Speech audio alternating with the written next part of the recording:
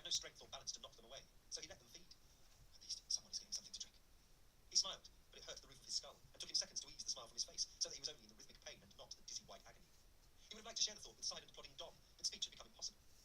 He wondered if there was any synaptic fluid left in the ball sockets of his hips. A terrible, bony grinding and clicking was felt throughout his body after every ungainly step now. Whitish dots speckled his vision. To turn around and check on Dom involved stopping and turning his whole body about, because the movement of his neck created streaked lightning inside his skull. So he stopped turning about and checking on Dom, and when he did pause to ease over a rock or a fallen dead tree, Dom often banged into him and grunted. They were walking so close together, and at such a slow pace, any pause threatened to topple them both. Luke was too wretched in body and spirit to think long about dear Hutch anymore, and poor Phil, whom they were leaving behind. As for the other thing that was surely following them, he would not allow its presence into his exhaustion and delirium either. If he could help it, not that. They were meeting soon enough again, he knew it. He assumed Dom knew it too. At 2 p.m, Luke threw away his crutch and sank to all fours. He would continue on his hands and knees. It was better to have his broken head closer to the earth. Dom said something, but he didn't hear it. Luke just pointed ahead of himself to correct their passage down a rise and into an incongruously sparse glade in which the dappling light and dark shadows looked inviting. It was also damp, and he wondered if he might extract moisture from the peaty soil. Behind him, Dom's crutch clacked against the stones and tree roots as he made his own teetering descent. Every step made his companion grunt in protest. At the bottom, Luke lay against the cold ground and closed his eyes. Gingerly, he placed his swollen red hands on the outside of the bandage as if to hold in place the shattered crockery of his skull. The tissues of his brain must be bloated now, with a great swelling, because he could feel tremors inside the vertebrae of his lower back. He imagined the doctor saying you shouldn't move at all. Don't move. It's the worst thing you can do with a head trauma. But he wondered if there was any truth to the imaginary physician's words. He knew nothing about first aid, or survival, or how to find water and nutrition if the supermarkets were closed, or what the direction of the wind could tell him, or what information was held in the colour of the sky. He just reacted to shit that had already happened. He was hopeless and broken and deserved to perish. I am of the generation of arse, he mouthed, and then laughed silently. We couldn't find water in a reservoir. When we walk in a forest, we all die. We are but baby birds, fallen from nests to an unforgiving earth. He thought he could hear water, and sat up, but it was a breeze. So he sucked at the leaves where the drizzle speckled their bitter, waxy blades. Went around the clearing like it was a clock face, and he was the minute hand, sucking the leaves. Sometimes a whole drop of rainwater would splash onto his tongue, but never reach the back of his throat. He licked the wet bark of a tree. He opened his mouth to the sky, but the rain fell onto his face, not into his gaping maw. In the corner of his squeezed shut eyes that were hurt by even the faint light of shadows, he saw the blurred orange shape of Dom in his waterproof, picking up leaves and bits of bark. He tried to swallow water from them like they were oyster shells, and he was gulping their slippery flesh down. His face was a dirty grimace, covered in beard and shit. Luke checked the compass and held one red hand against the left side of his head, like a singer trying to find a note. Through one eye, which seemed to be filling with brown smoke, he could see that they were crawling in the right direction. And then he thought of the vision he had seen from the tree he climbed, that distant edge of the forest, the defined boundary, and the flat, mossy stones beyond it. He thought he'd seen water out there too. Maybe he had. Water must have been collecting in stony bits and basins that he could push his face into. Flies whined in the moist air and gathered like iron filings against the bloody turban of bandage on his head. He stood up. He wanted to get to the end of the trees. The short rest had allowed a pang of desire to motivate him again. Let's go. Not far. He tried to say to Dom, but it sounded like a gargle and made him swallow furiously, and he knew it was the last time he would speak. Dom hobbled towards him, and they left the clearing. Just before 6, he had to stop again and crawl onto a fat boulder because the dizzy spell was so great his stomach convulsed and his skin froze. Somewhere behind him, Dom made a sudden noise. Dom's voice seemed unnaturally loud. It wasn't quite a word. There must have been a grunt of relief because Luke was allowing them another break. There were being so many now. They rested as much as they moved, every few meters, and they needed to constantly suck the stones and engulf the wet leaves with their hot mouths. In the distance, Dom's feet kicked out at something scuffing up the leaves. Once the swooping of his head settled, Luke squinted through one eye and stood up to continue his uncoordinated tiptoeing and groaning. He tried to grunt while pointing one arm at a thing in which he thought he could see a trail winding closer to salvation. And he entangled his way, the legs twisting against his waterproof and snagging at the legs of his trousers. Vines would curl like tentacles, and he would take a step back until they released him, and then step that leg over the vines into more nettles. A familiar pattern they had followed for days. There were rents in his trousers now. Snags and ladders had become holes into which the thorns and gnats could find him. Behind him, he sensed Dom's shape, stepping carefully in his footsteps, maybe watching out for him should he suddenly lose his balance and collapse into the stinging morass of vine and spike. Every step he took was followed by one of Dom's. There was even something comforting in the way they moved in synchronicity. And Dom was so close to him now, the presence of his bulk was tangible at Luke's back. God, he stank. Even though his nose and mouth were full of dry blood, Luke could smell Dom's heavy breath and sweat-saturated clothes. But the thicket worsened, and without a machete, they would have to retrace their steps and circumnavigate the ridge of thorns. It's only getting thicker, because we're not far from the end, Luke told himself. Hey, baby. But we must go back. He stopped and slowly turned his body about, then opened his good eye wide. Among the 20 meters of bracken and nettles he had waded into, there was no sign of Dom. He frowned. Then a cold feeling of breath-stopping fright brought his heartbeat into his ears and eyes and blurred his vision. Dom must have gone back already, because I heard him, following them, every step of the way. Luke clenched his mind against the sudden nausea of panic that tried to engulf him. At the far end of the thicket they had entered, he could see into the dark, stony glade where they had just rested. But there was no sign of Dom in there either. Holding his head tenderly, he swallowed and swallowed until a trace of saliva moistened his throat. He called out for Dom. What was was left of his grunty voice seemed to get lost in the woody space that vaulted above and burrowed into darkness on every side. Again he called out. And again. Then, with both throbbing eyes wide open, he peered, he scrutinized, he begged every inch of the forest in the distance for a sign of Dom's orange waterproof. Nothing. Dom was no longer with him. When had he seen him last? He took his memory backwards, slowly through the recent minutes. By that rock on which he had so recently slumped, he had last seen Dom. No. He had heard him there, but had not actually laid eyes upon him. Dom had been behind him at the rock. He had made a sound, that's right, a grunt or cry, a sound of surprise. Then he had shuffled his feet about, kicked at something on the ground. Maybe he then walked off in another direction, blind and oblivious with exhaustion and pain from his knee, stumbled away from Luke and got himself lost. He couldn't have done, because as Luke so recently walked through the nettles, he had heard Dom close at his heels, almost on top of him. Had not seen him, no, but had heard him and sensed him. He cannot be mistaken about that. They'd been close together, almost touching. The stench. Luke raised his knife. Chapter 44. Loneliness came with a suddenness that made Luke shiver. Then came his struggle with himself to not go hysterical with panic. He could do little more than hold himself together when one of the others was near, but now they were all gone. His mind spoke to himself, immediately tried to create companions in that painful mess under the bandage, but the pathetic voices stopped as soon as they began, like nervous children falling into an embarrassed silence at the sudden appearance of a stern adult. He remained motionless in the damp clearing where the last two of them had been together. The trees glared at him, patient but unsympathetic, awaiting his next move. The rain dropped with its usual indifference. He was dying of thirst in his ignorance of where it collected on the ground. No one answered his croaks. He wondered how long he should wait. Was there on the mouse? He shuddered, gripped the knife. He wanted it to come for him, right That's then, a Smeagol. to rush low and quick from the underbrush, to lope from the shadows. He was ready to look right into the bright eyes of a devil's head. He would take the sight and reek of it up close, would thrust the last of himself at its taut flanks, rip that sneaky killer a new mouth with a Swiss Army knife. He thought of a black beard wet with hot gore, a snout red in the thin light from where it had been snatching at the coils and plucked off with his friends, tearing and scattering, before carrying off the flopping white figures to make its grotesque installations in the trees. To what end? Why destroy such complicated and sophisticated creations as his friends? Why demolish all those memories and feelings and thoughts that made them his mates? Tears stung Luke's eyes. He shivered. They had come together when young, were drawn to each other as curious attractions, formed permanent bonds amongst all of those people at university, at a time and in a way that can never happen again. They listened to music together and talked for days without pause. They woke in the morning to see each other. They occupied each other's physical space and head space and wanted each other's approval and needed to make each other smile. They had been good together until life and women and work and urges for new places pulled them apart. But there was enough of that connection remaining to bring them back together, out here, 15 years later, to find each other all over again. His friends had been destroyed for no reason he could think of. They had been destroyed like most people were destroyed, by just being in the wrong place. After all of that development and growing and cultivating and caution and survivable self-destruction and failure and regeneration and struggling and coping, they had just walked through the wrong bunch of bloody trees, and that was that. Come on, you bastard. He growled at the air, and begged madness to take him away from the paralysing realisation of what was lost forever. Because what was the point of reason? You lived briefly, died, were forgotten. Just to glimpse this was enough of a cause to go insane or to put yourself away. Out here, you were butchered and then tossed into a sodden crypt, piled up with the mottled bones of strangers and dead cattle. They were my mates. The rain pattered near him, and the wind made ocean sounds up in the distant treetops. But no one answered him, and nothing came for him. Now he was ready and unafraid and prepared to let his tortured and tired, so tired and messed up consciousness end. He stood alone and placed his hands on either side of his head. The pain banged from recent exertions. He closed his eyes, and he thought of those who were gone, those friends he had lost, best friends to the end, an end that came too soon, without warning. As you are, boys, I will be, soon. He turned and shuffled away into the trees. Chapter 45. Lying on his back, Luke looked up into the distant canopy of a million leaves and the endless networks of branches. In places, he could see the sky and it was dark. For a moment, he wondered where he was, then remembered and closed his eyes again. He passed himself from tree to tree, using the great trunks and lower branches as crutches. The constant swoop and hover of flies became a loud whine when one of them disappeared inside his ear to probe. His hands were wet with lymph from where he had clumsily torn at the great white lumps growing into his cuffs. Some of the bites thickened under his watch strap. The splashes the insects made when he swatted them made him thirsty. He prayed it would rain again, so the clouds of flies might go. They weren't supposed to be here.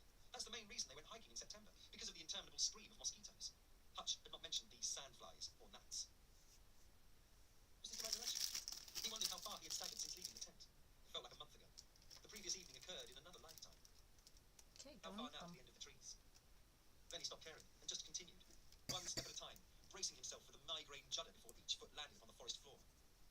After every 10 steps, he leaned against a tree or sat down in the wet verdure and waited for his vision to settle. His breathing was so heavy that the very act of drawing breath was tiring him as much as pushing his legs forward time after time. He became oblivious to every feature he passed. The forest was just a blur he barely saw but clambered about in. Maybe his body was breaking itself down, one fat cell at a time, to fuel this death march. It had been so long since he'd eaten. The burning in his gut had turned to a combination of nausea and aches as his stomach clenched upon itself. To alleviate the terrible fatigue and boredom and bouts of terror, he counted what he had eaten. 5 cereal bars and half a dairy milk bar in 36 hours. He repeated the menu in a silent mantra. The last time he drank any fluid was in the morning, a cup of thick, bitter coffee. The sweat on him turned cold, and he stopped again to dry heave against a tree. At 10, his vision was down to 5 feet, but he continued hobbling in a dark and blurry void that was more disorientation than direction. His head was down, eyes mostly closed, but he suffered a sudden sense that he was not alone. Luke looked up, certain that the presence of other figures had encroached into his immediate space. And he saw in the dimming gloom between the trees a whole host of little white figures. Upright, perfectly still, repeated to the ends of his vision. He screwed up his good eye, blinked. And all of the children were gone. Dwarf willows in thin light.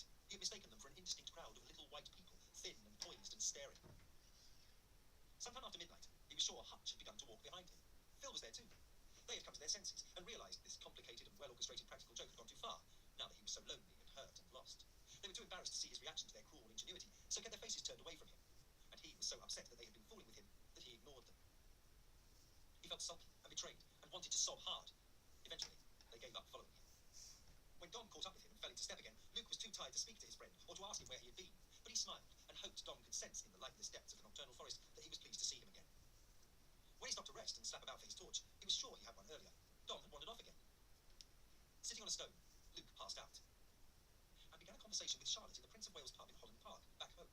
It was sunny, and they were sitting outside, just like they did on their second date when she had come out of the tube station in a short skirt and leather boots, and he had been mute with desire and astonishment because she had been wearing trainers and jeans when they first met, when he had gone home content that a girl had taken his number, though was not that bothered about seeing her again. But then was so pleased to be with her that second time, and had decided right there in the beer garden to make a go of it with her. He told her she was a fox, and she smiled. She reached across the table and touched his face, bit her bottom lip, and told him he was lovely. They sat together for hours. They kissed and told each other everything about their jobs, their hometowns, their families, their last relationships, all of that stuff that can come out on an early date with someone you immediately care about. When he awoke, dragged from sleep by the ache in his neck and the throbbing behind the slice of his forehead, he continued to talk to Charlotte until he realised he was alone and leaning against a dead tree in a forest. Moisture had soaked up through his trousers and into his underwear. He was sodden and he shivered. Where was his sleeping bag? Through the upper branches of the trees, he could see the sky was turning the pale blue-grey of early morning. He looked at his watch. 6 a.m. He had slept for 3 or 4 hours. Why had it not killed him here? He tried to work this out, but was too tired and in too much pain to investigate the idea much. Was too thirsty to even swallow. His lips were crusted with salt. On his hands and knees, he moved so slowly. Just another 20 feet, then lie down and let the darkness take you. Pressing the compass to his one good eye, he saw nothing. Dropped the compass, but felt the loop of string around his neck go tight, but could not catch the compass as it swung like a pendulum above the dark earth beneath him. Just go up this incline to that tree. Down at the bottom of this glade are 2 stones upon which you can sit. Through those 2 spruce trees, the nettles seem to clear. Behind that copse of fir, there could be water. It looks like the kind of place where there could be water. The tree's thin at the top of that rise. Let's go up it sideways. Might be easier. At the summit of a mound of earth around which the forest parted, as if to make room for a place where people might gather under the solitary tree, he sat and felt oddly comfortable. Here, his skin and head went warm, and the pain in his head settled to a distant scream. He opened an eye and looked down the slope beyond the grubby toes of his hiking boots. The dawn was red. Or was that his vision? The sunrise blazed through the trees to his left, to the east. He turned his head to see it with the only eye he could keep open. And beyond the scattering of trees down there in the rocky soil, he could detect a great whitish space widening out forever, where great black trunks and boughs did not suffocate the red light. He squinted his good eye at the ocean of space and scarlet light beyond the trees, and he wondered if this was the end of the terrible forest, or the beginning of hell, or just the end of his mind. It mattered little, because he would not move again. Could not. There was not one more shuffle or dragging lurch left inside him. There was nothing left inside him but the dimming of his parts and the quietening of his wordless thoughts. But what was that thing standing upright with hell on fire behind its long body? As tall as 3 grown men standing on each other's shoulders at the edge of the black wood, what was it that filled the gap between 2 epic trees? It was nothing. Because when he tried to see it more fully, the blurry vision of the figure vanished, leaving only the scarlet sky and trees. But the bark he heard so close to where he was slumped was not a figment of his imagination. No, that was something he had heard before. That dog-bullock cough from a thing no trespasser here had ever seen and lived to tell of was real enough. As real as the ridged bark pressing into his spine and the cold wind that curled around his damp face. Reaching out in front of his unmoving body, he extended a hand that gripped the knife, pointed it at the misty tree line with the crimson furnace of dawn burning through the branches and shrubs. He must have passed out and stopped breathing, because he suddenly awoke with the sound of his own shocked inhalation in his ears, and wondered if he had just been dreaming. So what brought him back out of that endless sinking into a darkness where he could not breathe? A voice. He had heard someone speak. But he could not care enough, and could not stop his head from falling forward again. He felt his chin rest upon his breastbone, and closed his useful eye. Still he held the knife, but could not raise his arm at the voice that kept coming towards him. So close now, calling, calling, softly, calling, in the way a loved one summons another, with music in their voice. to pull him out of this warm, smothering darkness so complete into which he sank. Part 2. South of Heaven. Chapter 46. They were close. Voices, footsteps, people. A muttering in Swedish or Norwegian outside the warm, heavy darkness that engulfed him. A woman, youngish, and two men, their tones deeper. He sensed their presence above him, over him. The voices of the people then came together near his feet. He was lying down. His limbs and back were stiff, but sunken into a soft surface. Under his shoulders and buttocks, his skin burned where it touched. Bedding. Something was wrapped around his head. He could feel its touch, its pressure, could sense its size covering his eyes as well as his skull, like a big, ill-fitting hat. When he tried to open his eyes, there was resistance from his eyelids. They were gummed shut. One eyelid partially broke apart, and a streak of white pain shot backwards through his pupil. He closed the eye again. If he moved his head at all, it would hurt, perhaps terribly, and not stop hurting. He knew this without putting it to the test. He gasped, tried to speak, but there were no words inside the hot, arid place that was his throat. A swishing rustle, as if from long, heavy skirts sweeping a wooden floor, came out of the darkness and closed about him. And then a small, dry hand touched his cheek to calm him, to bid him be still. An elderly voice made shushing sounds. Before he remembered anything from the time before his waking, his being there, he sank away, back into a healing darkness and its blessed warmth. Chapter 47. He awoke so thirsty he could not swallow, and his lips would tear like rice paper if he forced them to part. It was later than before, much later. A great period of sleep had left the back of his eyes feeling bruised. This was the same place as before, he assumed, with a vague recollection of being half aware of lying in his position on this same surface at some other time recently. Though something notable was missing now. But what was it? From inside him, there had been a removal or a raising of something like a weight. A something that had driven him, wasted him, spent him, left him witless, big-eyed and alight with panic for so long. Fear. Fear. The choking of it. The flinching and the paralysis. The relentless expectation of its cold jolt. Fear had finally gone from him. And the time before he slept came back to him then, like a gush of darkness through his mouth and eyes and ears. It even felt wet and cold, the terrible rushing of recollection through him, and it filled his nose with the stink of mulch and dead wood. Scratched and bleeding, he walked to the end of himself. Lungs had burned and legs had cramped, but were now only warm and tired. Ghostly outlines of scalds and scars about his tortured body told him a story he did not want repeated. Stricken faces were lit up in his mind. Hutch, Phil, Dom. Up in the trees he saw the rags again, the rags and bones. Then he recalled the thin silhouettes of gaunt trees standing before the fire of a red sky.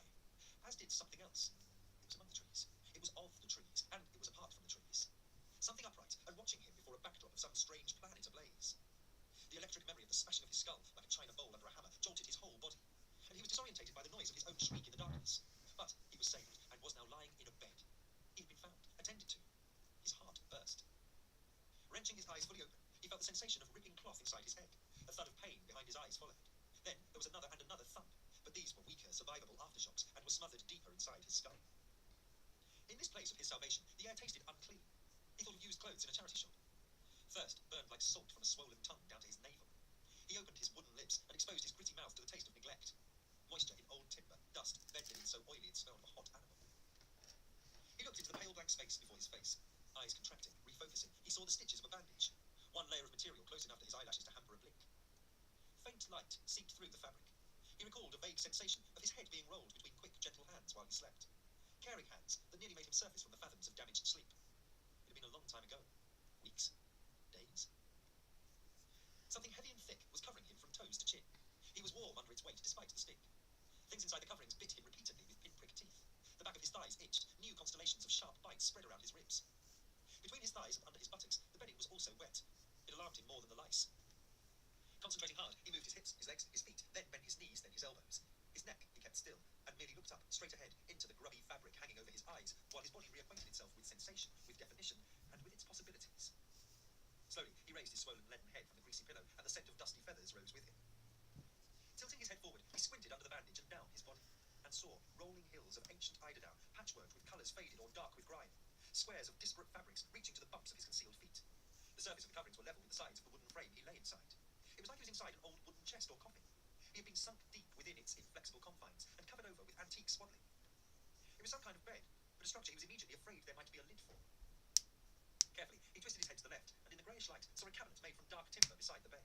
A dark wooden jug stood beside a wooden cup. Without his consent, his throat contracted but barely completed a painful swallow. Carefully, he moved onto his left side, then shuffled into a fetal position. Propping his upper body on one elbow, he reached for the mug. It was heavy. Full of dusty, warmish water, all of which he swallowed, only tasting it afterwards when his mouth became tangy with rust and sparked steely with minerals. Wild water. Well water. A bludgeoning ache behind his eyes rolled in waves and brought his eyelids down fast as storm shutters. His limbs turned to liquid with exhaustion after the simple exertions, and by that broken. He eased back into the imprint that his long occupancy of the bed had shaped into the bedding. He seemed to sink deeper down than before, the odoriferous cavern of unventilated quilt pressing behind his descent. Now he was still. The pain inside his skull rang more softly, and the slosh of water in his gut lulled him back to restfulness. He was saved. Saved. He was saved from the terrible forest and what walked through it. He was alive and saved. Saved. Alive. Saved. His face became wet with tears. He sniffed, and then dropped into sleep. Chapter 48. Sorry, baby. There are people in the room.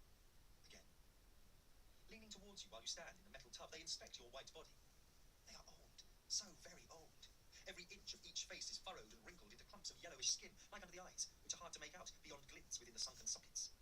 But when one of them puts their head through a thin strand of light, you can see a milky blue cornea surrounded by a discoloured iris. One of them could be a woman. There's so little hair on the patchy skull. Just a few white bits around the sides of the head, the skin traversed by blackish veins. The other could be a man, or maybe even the body of a bird without feathers, shrunken and starved into a shape of sticks. Bent in their loose black garments, like robes hanging from bare bone, they squint and peer at your hips, ribs, and shoulders. Fingers with knuckles the size of peach stones, covered in skin as translucent as the flesh of cold chicken, prod at your freckled belly as if you're a joint of meat. Dark teeth behind the tight grins of lipless smiles, grooved like muzzles. You try and speak, but you can't get your breath. They mutter to each other in words you cannot understand, lilting musical voices that rise up and down in strange cadences.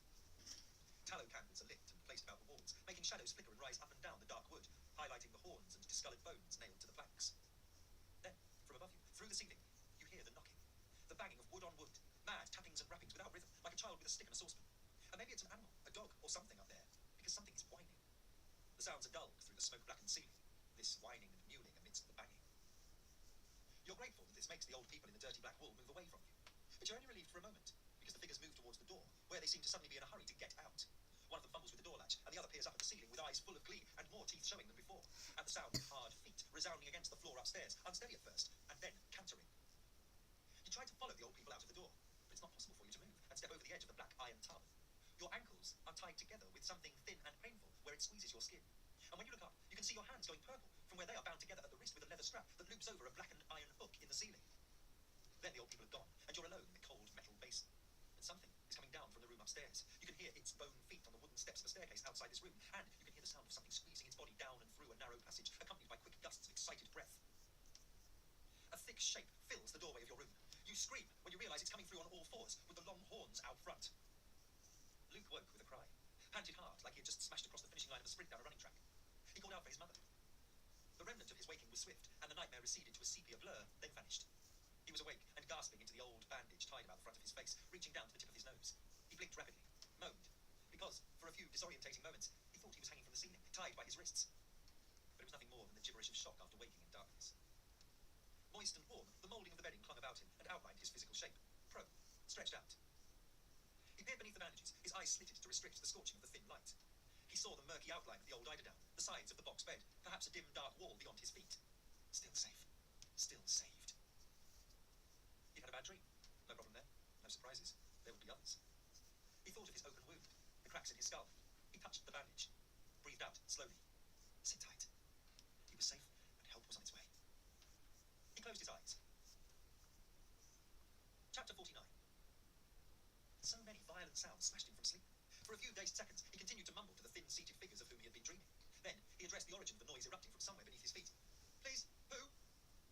Something or someone was screaming. It was a high-pitched, inhuman cry.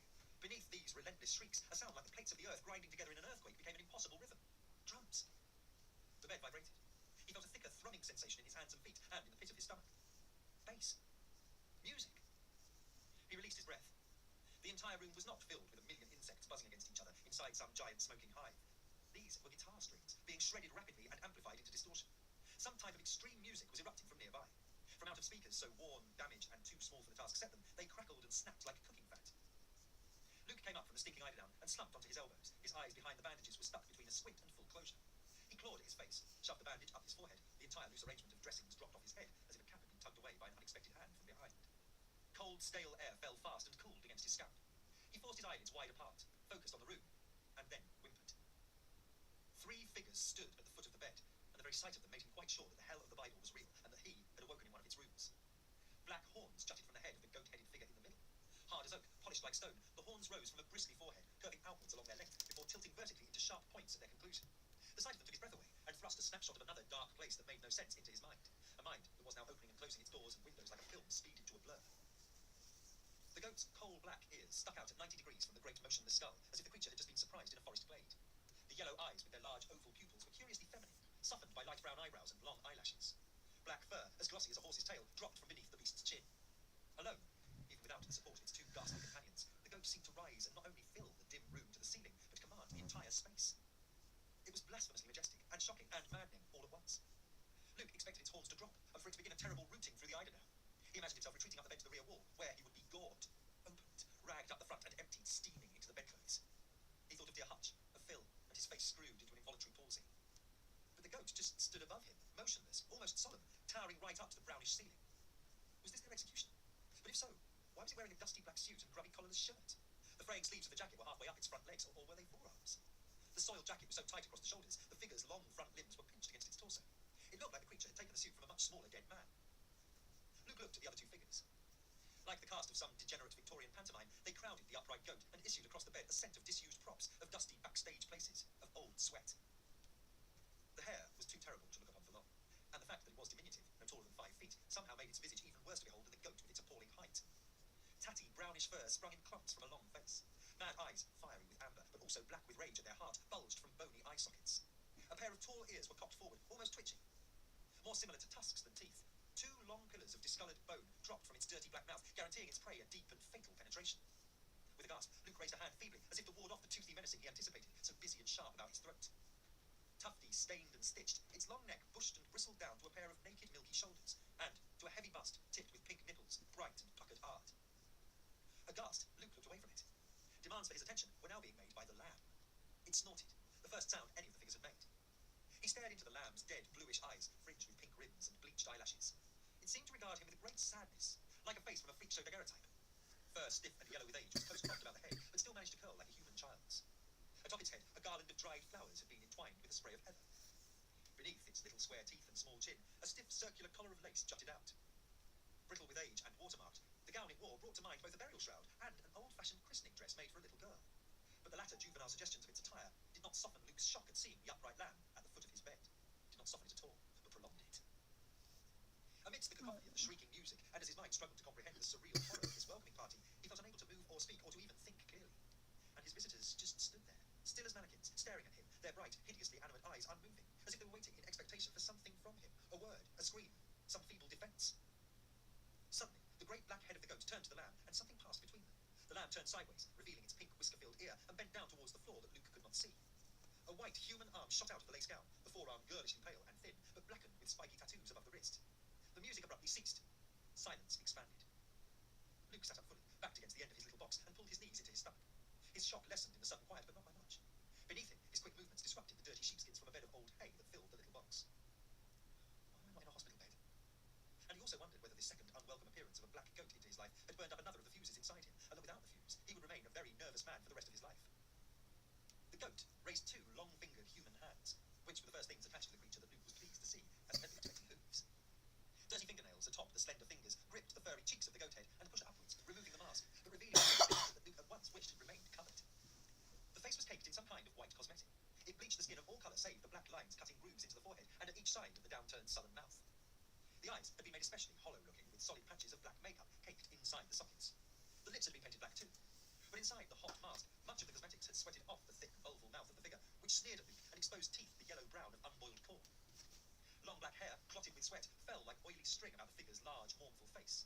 Dark lines, carved as much as painted from between the bridge of the nose and into the forehead, gave the pallid face a permanent frown. The eyes were a cold, bright blue, their expression intense, contemptuous, self-serious. The man's beard was long and matted. Streaks of white grease paint had run into it, frosting the hair, making Luke think of the foliage of wintry trees glimpsed on the banks of model railways. Taking in his new surroundings as quickly as possible, Luke looked for a door in the plain but stained walls. Between the hair and the goat, he spied one, where 2 of the unadorned walls joined, a narrow aperture. It was closed, and all about it, the ancient plaster bulged from between warped timber, giving the room a misshapen, bulbous character that made him even more uneasy. If that were possible, and he found that it was. A small window covered in brownish net curtains emitted a smoky light into the room. Inside the ancient bed, with the sheepskin so soiled it made his skin feel rubbery, he realised that his body was also still filthy from his ordeal in the forest. The The fact that he had not been bathed concerned him so much, he felt that if he dwelled upon it, he would begin to cry with all of his heart. Welcome. The white-faced man said. The voice was extremely deep but effective. The sudden brief animation of his mouth and the timbre of his voice made the man appear younger than Luke could have first thought when the figure unmasked. He now put the figure in his early 20s, even his late teens. Luke coughed, to clear his throat of what felt like splinters. Swallowed. Where am I? His voice was a croak, dried out, insubstantial. South of heaven. The unsmiling figure replied, in the deep voice that sounded even more absurd on its second airing. A thin, delinquent hyena laugh erupted from inside the lamb's head, the harshest edges of the sound muffled by the confines of the mask. The figure leaned forward to grasp its own woolly horror of a head under the tiny ears and removed it after a twisting struggle. Straightening his spine and snapping his head backwards, the youth whipped his own long black hair from his wet face. Several strands no thicker than shoelaces clung to his moist cheeks. The lamb's thin face, which struggled between being boyishly pretty and weasel-like, was also plastered with white makeup. But crimson streaks had been daubed down his cheeks, as if made by tears of blood, and also crafted to run from each nostril and from the corners of his downturned black-lipped mouth like newly shed red blood. Luke swallowed. Who are you? In response to the question, the lamb issued a horrible sound that was both a bark and a high-pitched screech. Then the youth giggled to himself. Within the black caves of eye makeup, his pale blue eyes were bright with glee. It sounded as if he had screamed, Oscar Ray. Luke frowned, swallowed again and again. Oscar Ray. Oscar Ray! The figure shrieked again, looking even more damaged as it extended two spindly white arms from the nightgown and thrust them into the air. We are the wild hunt, the tall figure said, his tone pompous, the words heavily accented. Your final gathering! A petulant, excitable female voice cried from inside the terrible head of the hare. Despite knowing there was a human being inside the hare headpiece, Luke knew he would never feel comfortable within the presence of its mad eyes and dirty teeth. I don't understand, Luke said, and hoped they could not read the depth of his fear and alarm. He was old enough to know it was always a mistake to reveal such in the company of the unstable. Off came the wretched head of the female hare to reveal the plump head of a young woman in her late teens, possibly younger. She too had painted her face, but where the others had created grotesque expressions resembling imperious grimaces or bloodied scowls, the girl's use of white face paint and black coal had been more artful. Her spherical head depicted a permanent expression of spiteful mirth, as if the bright red splashes about her lips and chin were evidence of a recent sadistic act performed with the use of her mouth. To engage their sympathy, and to put an end to this unnerving game, Luke touched the hot part of his head that felt too big to be healthy. Crusted blood in a thick seam indented his probing fingertips. The wound was still wet and open in the middle. The dressing behind him on the greyish pillow was the same one Dom had clumsily wrapped about his skull when he was out cold on the high ground, on the last night they spent outdoors. The white-faced youths had not even attempted to dress his head with a new bandage, let alone bathe his tormented and filthy body. Now he was sitting up, the pain deep inside his skull, and the constant swoop of nausea it transmitted made him horribly aware of his desire for an X-ray. Hospital, a doctor, my head. They continued to watch him without emotion. I need help. Please. The youth who had been the goat defiantly raised the chin of his mournful, grimacing face. Soon. With that, he turned, ducked his head, and strode noisily at the tiny door. He must have been nearly 7 feet tall, his height freakish within the dimensions of the room. Steel shin guards flashed upon the giant spiker boots, where they shot out from the too tight and short trouser legs. The thick heels of his boots were studded with either rivets or small nails. The hare suddenly shrieked at Luke and stuck out a tongue so incongruously red between its licorice black lips that Luke physically recoiled. On her fat, dirty feet, she then skipped after the giant and squeezed herself through the doorway. Luke looked at the remaining youth, who appeared even more idiotic when alone, dressed in his horrid nightgown, the narrow face daubed with clown paint. My friends, Luke pleaded. They were killed. Murdered. You have to call the police. Now. You hear me? Head tilted to one side, the youth screwed his face into a quizzical expression. Then, imitating the taller youth by adopting a deep voice and mocking tone, said, You must understand, there is no police here, no doctors. You are many miles away from such things. But you are lucky to be alive. Very lucky, my friend. We have the phone, but someone has gone to fetch help for you. Soon it comes. Bewildered, Luke gaped from inside the reeking box bed. I don't... Within the nightgown, the figure puffed out its chest. You are fine. Be cool. Then he turned, picked up the CD player, and followed his companions out the door. The clunk of a heavy key inside an old iron lock preceded the heavy booming of 3 sets of feet through a hollow wooden space or a corridor beyond the walls of the room. And, for a long time after they had left him alone, Luke stared in mute shock at the locked door. Chapter 50. The clunk of a big key in the old lock of the door roused Luke from where he sat in a daze on the side of the box bed. He stood up too quickly and fell against the cabinet.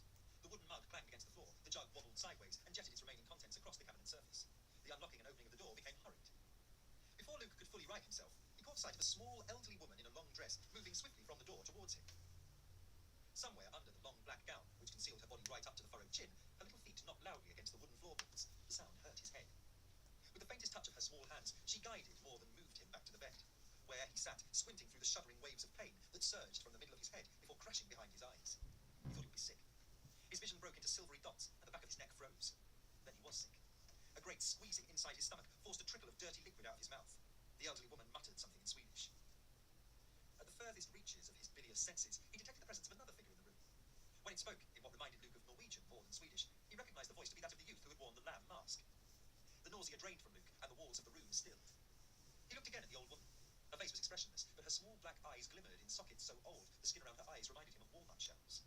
What he could see of them was strange and intense. He could not look into them for long. Her lips had sunk inside her mouth. The chin below was deeply grooved and whiskered. The bright white hair about the tiny head was very thick but short, and looked like she had cut it herself with a knife and fork.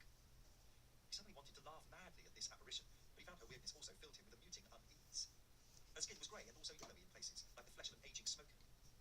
She could not have been an inch taller than 4 feet. From a distance, she would resemble a child in a high-necked dress, which looked homespun, another notion that contributed to his discomfort. About the front of her black gown was a floor-length apron, once white, but now soiled brown with old watermarks. "I don't come near you if you're going to puke," the grinning youth said from behind the elderly woman. The childlike lacy gown had gone from his skinny body. Instead, he wore a black t-shirt emblazoned with the name Gorgoroth and a photograph of a group of men, their faces horribly disfigured with white, black, and blood-red makeup. The cracked white paint on the youth's face stopped under his chin, leaving his throat clean but still very pale. It was thin and made especially pointy with an Adam's apple. Between his feminine hands, he held a tray. "None of us can cook shit. We burn water. But she is okay if you like fucking stew every day." He was not sure whether he should smile or say thank you. He didn't know why he was here, or who these people were. He said nothing. On the wooden plate, dark, floury vegetables were covered with a brown, lumpy gravy. "We have drink. We make it ourselves, so it is very strong. You call it moonshine. Moonshine. But maybe you puke very quickly if you drink it today, I think. So you get water." The tray was lowered and placed on the bed. Luke glanced at the youth's tattooed arms. Ink crawled in black vines around circular runes. On the inside of one forearm was a Thor's hammer. That was A badly drawn inverted crucifix disfigured the back of a slender hand. Tucked inside his bullet belt was a long knife. The knife handle was made of dark bone. The blade was shiny against the dull leather of his trousers. The sight of it dried out Luke's mouth. "Please," he said. "My name is Luke. I am hurt. Please, I need for you to get help." The youth stood back. "Look, I am Fenris." He smiled with pride. "You know what that means?" Luke stared blankly at him. "It means wolf. Ha! Because I am very like the wolf, you know, as many have found out. And the other guy, his name is Loki. You know what it means?" When no answer was coming from Luke's stupefied face, he said, "Dev. Because let me tell you, he is exactly that, my friend. And the girl with the great tits, no, don't tell her I say so, is called Sunder. A pretty name for a demon, eh? It means fire. Her name too. It is the same as she is. You understand me?" "Yes." Luke did not want to hear another word from the figure he found baffling and utterly idiotic. The old woman continued to stare at him, which unnerved him, even though he still avoided looking directly into her almost imperceptible eyes in that small, collapsed face. She did not smile. He imagined she never had done. "So where you come from, Luke?" "London, England," he said automatically. "Ah, London," Fenris repeated, emphasizing the second syllable and pronouncing it don, not done, like those with English as a second language often did. "One day I think we will play there. At the Camden Underworld, maybe? I have never been. But Loki, he has been to London." Luke's face felt heavy and almost ached from a lack of expression caused by his bemusement at the irrelevance of the youth's chatter. He could think of nothing to say, and part of him resisted pleading for help. Instinctively, he felt it would do him no good. "And how did you get from London to here, Luke?" Luke looked at the floor, closed his eyes on the pain of recollection, more than from discomfort caused by the thin light. "A holiday." The youth remained quiet, thinking hard on what Luke had just said, then suddenly laughed and could not seem to stop. Eventually, he wiped at his eyes, smudging black eye makeup into white face paint. "Some fucking holiday, eh?" Then he laughed some more. If 2 of his friends had not been butchered so horribly, and the third gone missing, he might have seen the funny side of it too. Instead, the man's giggling made him angry. But the sharpness of rage was welcome, compared to the anxiety he could not swallow. And his irritation proved a refreshing respite from the sickish skittering of nerves in his gut, which seemed to have rendered him strengthless. "My friends died out there in the forest. We got lost. We were attacked by an... You took the wrong path, my friend. Let me tell you that." "What do you mean?" For the first time since they met, the youth had stopped grinning or pulling stupid facial expressions and fooling about. He was suddenly serious. He looked over his shoulder at the open door, then back at Luke. "What did you see?" "What do you mean?" Fenris grinned, shrugged. "Your friends. How did they die?" "They were killed. By something. Out there. In the trees." Luke was confused, was lost for words. Did the right words even exist to explain what happened to poor Hutch and Phil? Dom, too. Luke tipped his head, then looked up at Fenris. Why was he grinning? "What were their names?" Fenris asked, but more to change the subject, Luke suspected, than through any genuine interest in his friends. "Why? No reason." The youth straightened his face and pulled what he must have imagined was a fierce, evil expression.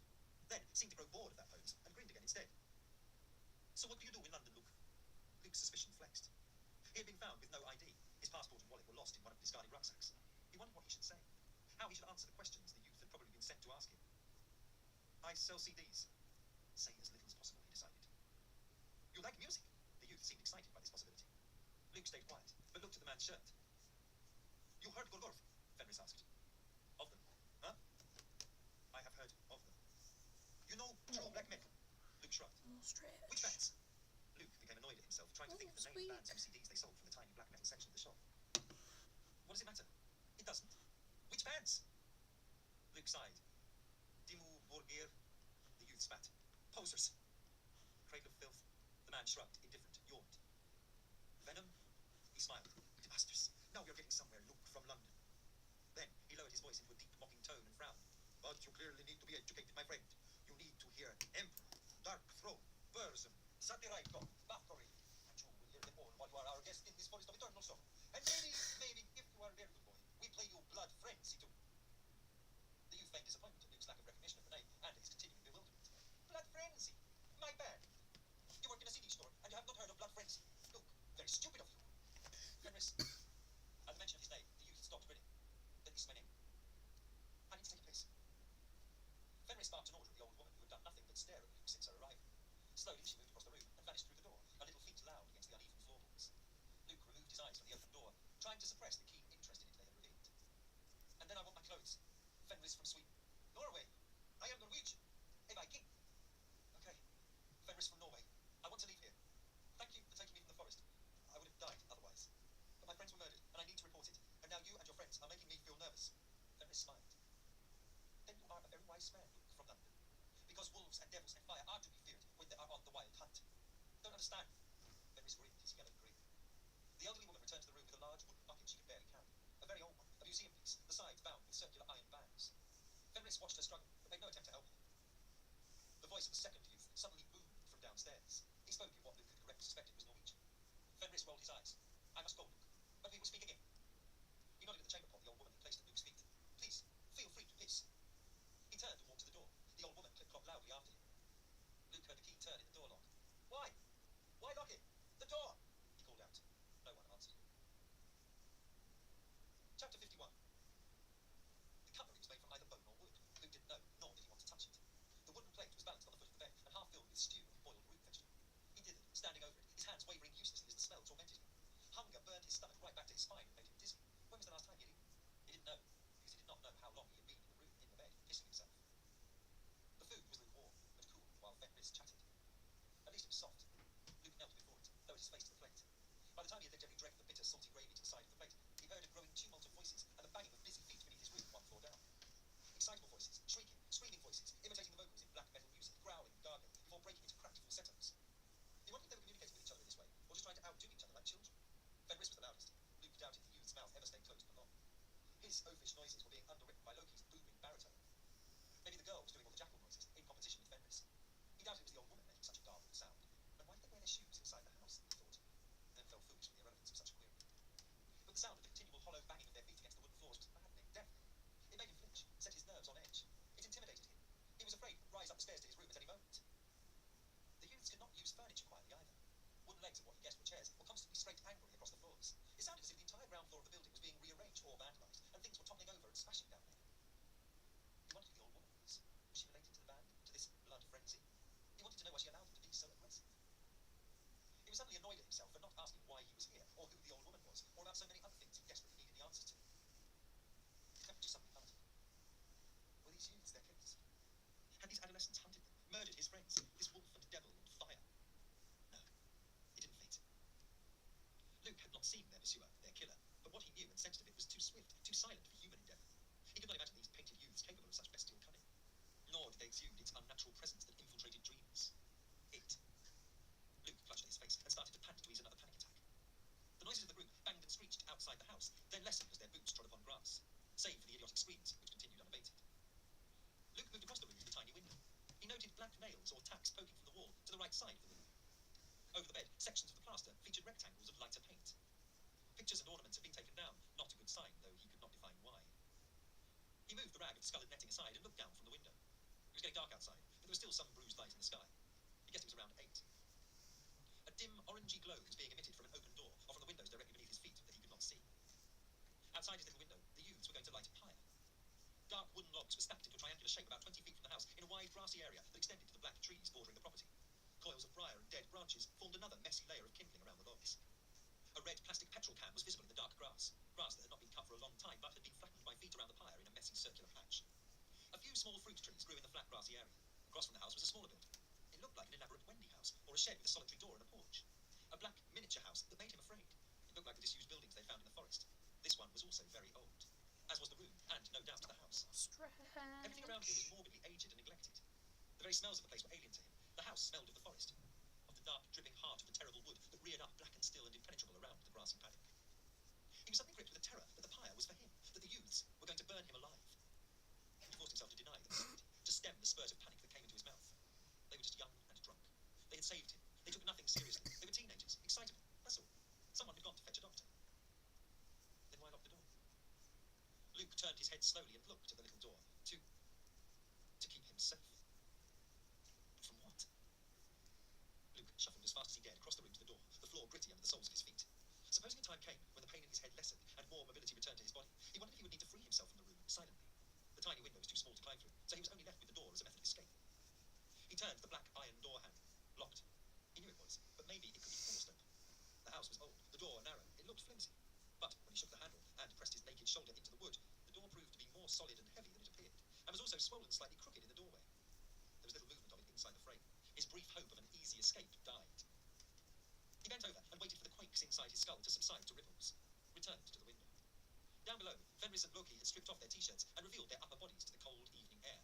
Pale as grubs around the tattoos, chest smooth, upper arms long and thin and festooned with more of the black spiky tattoos. Swathes of matted black hair formed drapes around their freshly whitened faces. He had not realized how long Loki's hair was until now. It fell past his waist in a tatty curtain. The man's limbs were spindly, but he was a giant. He had some sort of bandolier that crossed his chest. It was made from black leather and studded. Both men's forearms bristled with long silver nails protruding from leather bands that stretched from wrist to elbow. Grimaces had been newly depicted onto the young but knowing faces of the two men. They widened their eyes at the dark sky and did more of the idiotic shrieking with their arms held out from their bodies. Luke could not see the girl.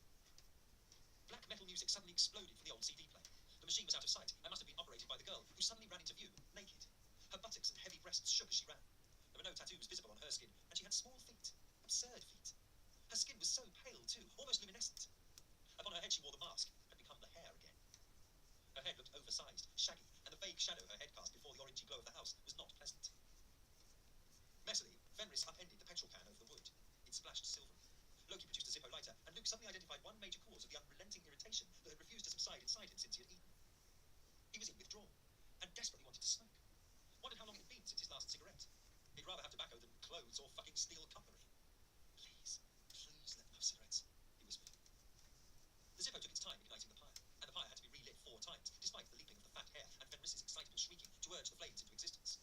They were all drunk. He watched more of the youths drunken dancing. The 2 men were gulping something from horns fashioned into cups. Moonshine. The ungainly hair fell to its knees twice. Against the window pane, the light and heat from the fire seemed to beat and push him further back inside the room. Tiredness from his exertions made his body suddenly feel old and wretched. He felt faint and nauseous. This was no time to try anything clever. He made his way back to the bed, lay upon the eiderdown, unable to face the urine-damp sheepskins and soiled hay beneath. Closed his eyes, shivered, tried to make sense of what was happening to him. He found it hard to think clearly now. The gargling vocals and machine gun drumming beneath his window interfered with his thoughts and even his breathing. He wanted the silence and darkness of sleep again, felt its presence swaying at the back of his mind. The situation was preposterous, but his acceptance of it seemed too easy. Because he was in shock, maybe still in shock from what had happened to Dom and Phil and Hutch out there in the forest he could see from his window. He wasn't safe at all, and was still within reach of whatever it was out there. There had not been enough time to process his predicament, because he had been running for his life for days and was broken by it.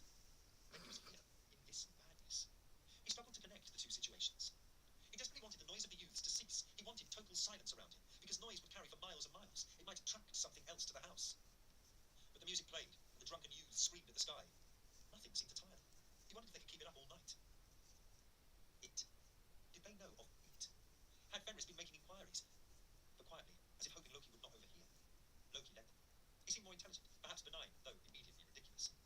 Fenris was an oaf, a noisy adolescent. There was something infuriatingly immature about both of them. Geeky. They were dorks. Compared to what he had encountered out there, he was not afraid of them physically. He analysed this instinct. Yes, he was more wary of their intentions, their motives for keeping him locked inside this room, than afraid of what they could do to him.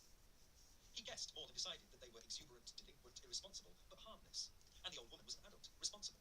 She had fed him, retied the bandage, stroked his cheek. He remembered the sensation and shivered.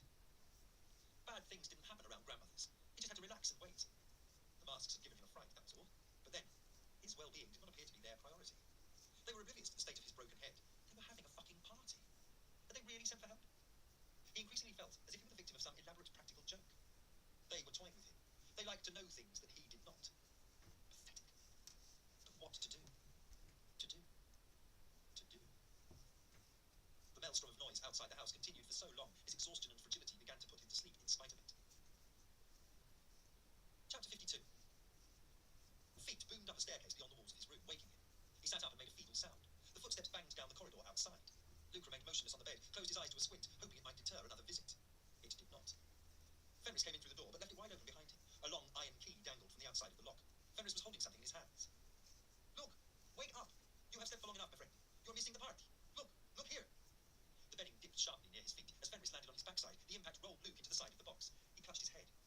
Careful! The force of his own voice surprised him. Sorry, Fenris said automatically. I am sorry. I think my skull is fractured. Look here! Fenris thrust a hand out, clutching black and white photographs. His breath smelled vile, like spoiled milk and vomit. Luke winced, drew away from the weaving, drunken figure with the painted, sweating face. The nausea, my headache. I think I have a fracture. He was wasting his breath. Fenris's eyes struggled to focus on him. Blood frenzy! He shrieked, in an imitation of the screaming vocals on the recording still blasting outside the house. Luke winced. It hurt his ears, his head. He then tried to make himself seem oblivious to the open doorway behind Fenris, but it seemed to call to him. His thoughts fell over each other. Was there a town near the house? How far could he walk? Was that wise when so near the trees at night? Were these even the trees of the same forest they were lost inside and had died inside? Look!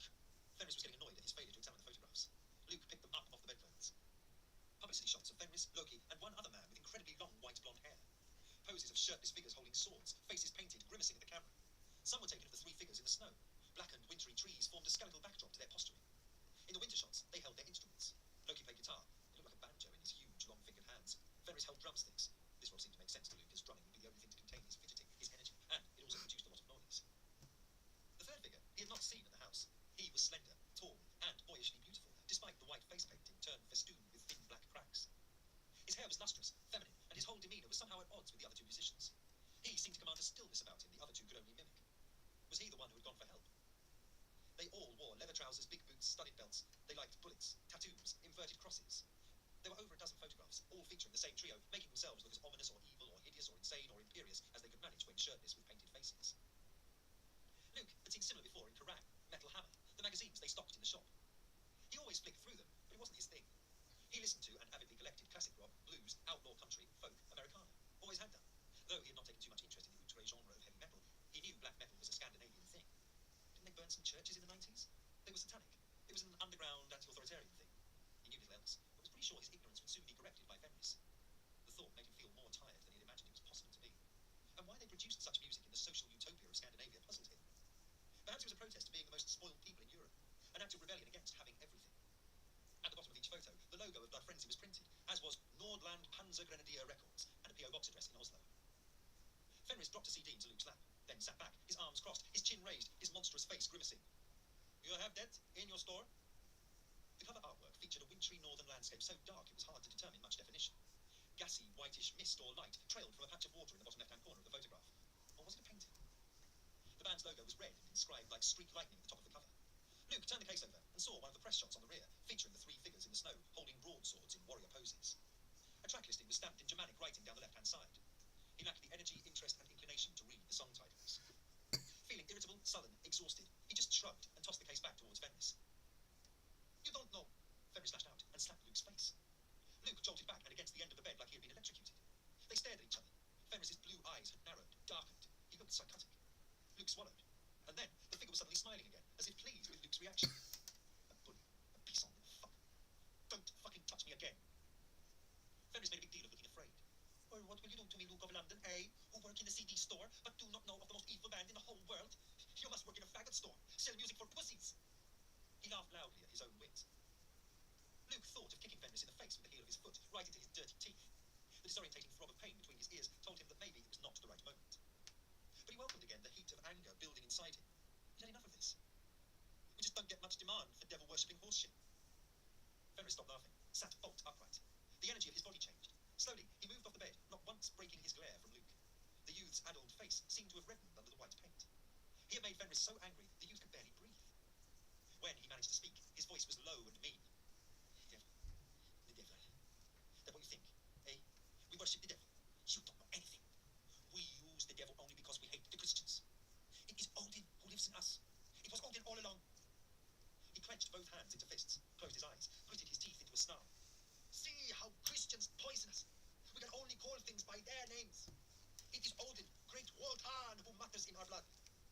Christians say is evil is our religion. We are warriors. Wild, you know. We are open to nature. We feel no pity. Sure. Okay. Luke didn't know what else to say. His entire body tensed. He looked about for the wooden spoon. And then Ferris gave it to him, speaking so quickly that Luke only seemed to hear bits of what the drunken youth jabbered at him. It would have all sounded ridiculous had 3 of his friends not been killed in the forest. We have no pity for your friends. They were weak. They died. End of the story. Old gods require blood sacrifice. They are, how you say, he paused, sneering for a few seconds to choose the word, ruthless. Yes, they are ruthless. Luke slowly moved off the bed. Ferris was unstable, becoming hysterical, a maniac drunk. His whole body was trembling. The youth turned his body and followed Luke with his cold blue eyes in that horribly painted face. We ride with Odin. He, our guide, he'll lead us. He'll lead us through our blood. You cannot believe what's here. What lives here. You cannot believe it. You'd be surprised what I now believe. But chill, yeah? Fenris was not to be calmed. Our blood whispers to burn the church. We burn it. Our blood says kill a faggot, immigrant, drug dealer. We kill them. Our blood says come home. You are ready for the old one of the forest. God of your people. You come home. You are ready because you have proven yourself to be true. Ostrai. You ride wild till Ragnarok comes. It is not some fucking devil, some Christian shit. It is old gods who speak to us. Fenris clutched the knife handle at his belt. Luke raised both hands, palm first. Sure, I get it, but I'm tired. I hurt. Please, just calm the fuck down. Please. But the youth continued to sway towards him, blue eyes bulging in the cracked white face. We are Vikings, and now we rise through our blood. The soil of the forest speaks to us. Same with the Nazis. Wartime came back to them. Even Young proved this. Wild of face, delirious with adolescent passion for his idiot theory, he drew the knife from his belt. Luke's legs felt like they'd vanished. He shuffled his naked feet so he knew where they were. We do something no one else has done, ever, in the history. With the curved blade, steely black, brandished and held aloft, Fenris snarled and jabbed it in the direction of the small window of the room.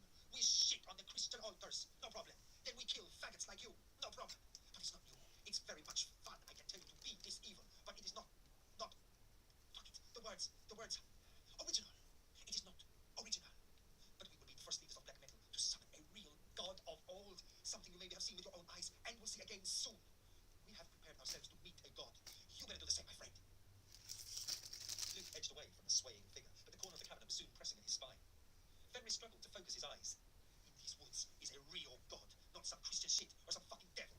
This place is sacred. Here, there is real resurrection. It is blood frenzy who make music of gods. When the tip of the knife was within a foot of his eyes, Luke swung the jug from behind his head in an arc, and so quickly he surprised himself, and delivered its heavy wooden base upon the side of Fenris's skull. There was a moment of surprise on the young man's face, and a terrible, hollow coconut sound echoed inside the room. The figure dropped the knife, took 2 steps backwards, his eyes closed. He suddenly looked like a child about to cry. Luke swung the jug against the side of the man's head again. It did not break, but thudded, bounced off his skull. Fenris fell sideways onto his knees. Luke raised the jug a 3rd time. But before he could strike again, something heavy and naked moved quickly into the room. He turned his head a fraction, sucked in his breath. The insane face of the muffled hair came at him so fast he gasped. 2 chubby fists struck his face at least 3 times before he dropped the jug and managed to seize one of the girl's wrists. It was doughy in the palm of his rough hand. The hare's feet stamped and kicked at him.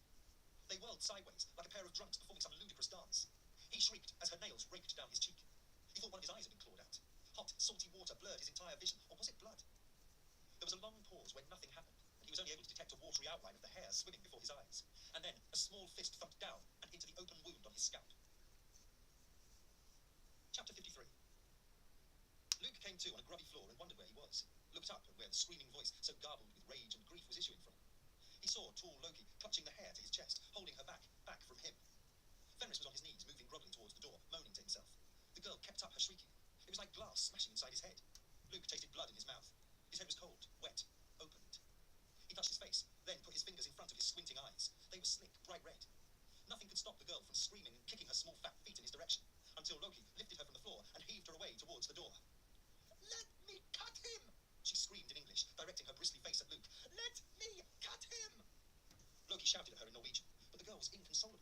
The glassy eyes of the hair seemed to fix on Luke, where he lay with a face all shiny and hot and wet.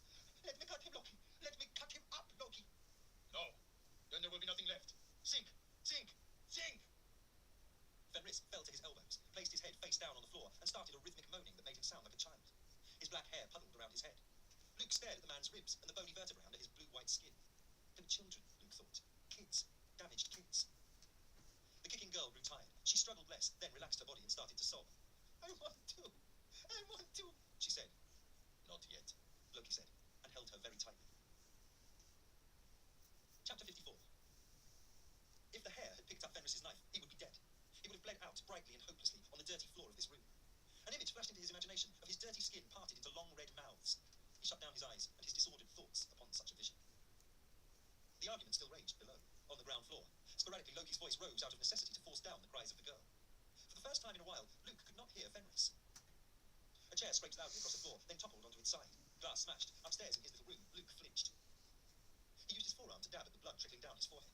His head was hot and weightless, and there was a swelling behind his eyes. The actual gash didn't hurt so much anymore, but it would do again, soon. Endorphins had merely surged. Their good work was temporary. It always was. The fight made him feel better, stupidly so, because he had made things much worse for himself. Security would be tightened, grudges had formed, faces would have to be saved, revenge needed to be taken. Inevitable, predictable, childish. The consequences of being human. It was the way of things. The ground rules were just being established between him and them. Every new grouping of people formed a hierarchy, and he was at the bottom of this one, a disempowered witness to their moronic sadism. That was his role. How? Below, the girl made a chesty groaning sound, like she had screamed and sobbed herself dry. Loki's voice rumbled. Still no sound from Fenris. Luke sat down on the box bed and wished he had water to drink. Strangely, he also hoped he had not hurt Fenris badly. He took no pleasure in the look of animal pain he had caused. At last, his mind was really beginning to wake itself up.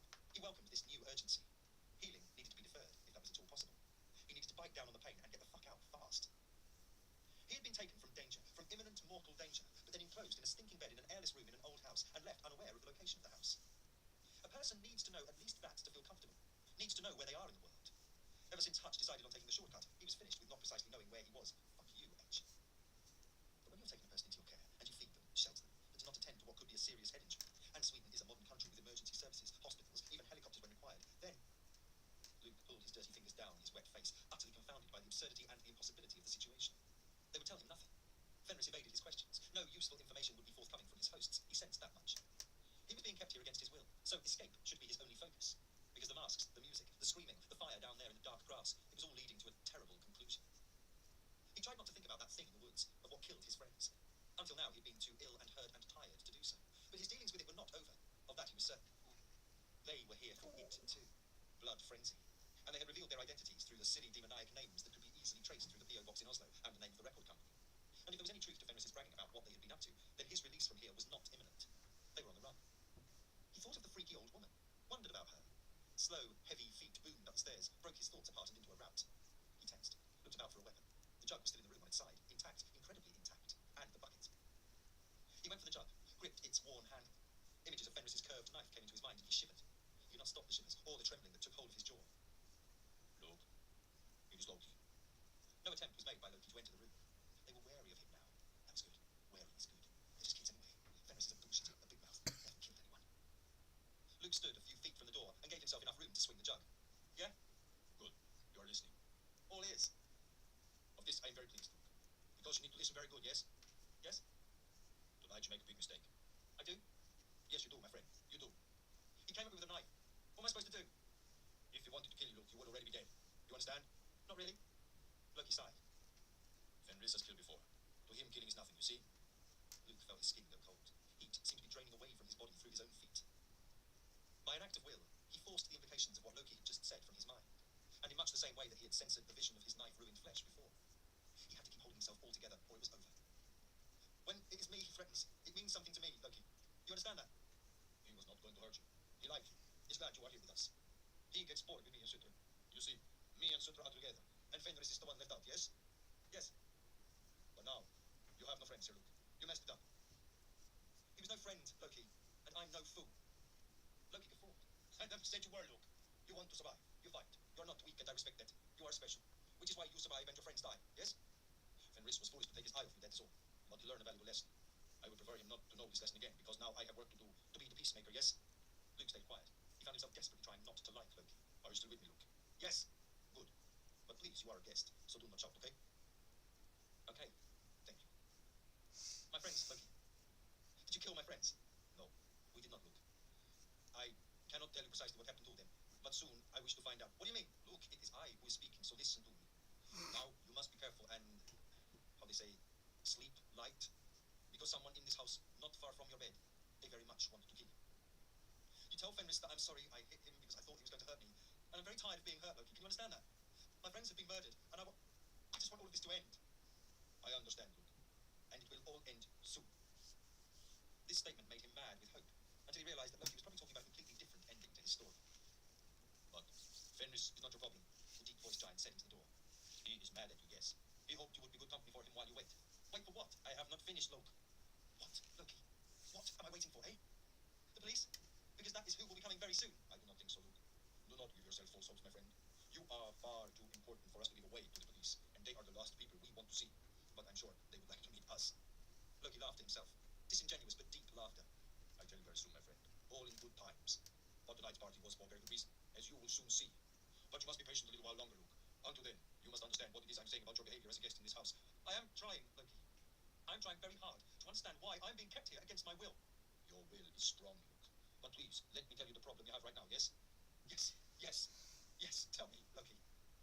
When I say you have a very big problem in this house, I do not lie, Luke. But it is not Fenris. He has a sore head, but he don't kill you. Your problem is Sutra, Luke. You keep your mad bitch away from me, okay, Loki? How's that, mate? I will try my best, Luke. But I must sleep also. And she is very absolutist. I don't follow. She likes to stab, Luke, to cut. She is a little crazy in her ideas. One time we got this guy and she... Well, let me make you imagine a man who tries to run with no toes on his feet. It was a very funny thing to see, I can tell you. And she never stopped with his toes. All of him fits inside this baggage. You know, the airport baggage? Luke thought he might be sick again. He needed to sit down, try to bring the strength back into his arms. I think you understand me, Luke. So, I ask a favor from you. You do as we say, which mean no more fighting, my friend. I leave you to think on this. His footsteps began to retreat down the corridor outside. Luke moved to the door. I need water, Loki. Water! The loud footsteps returned to the other side of the door. I bring it. Hot water. A bandage. Not possible. Some painkillers. Headache tablets. Not possible. Cigarettes. Please. Not possible. Tell you what. Call an ambulance. Right now. Not possible, Loki said, without a trace of humor.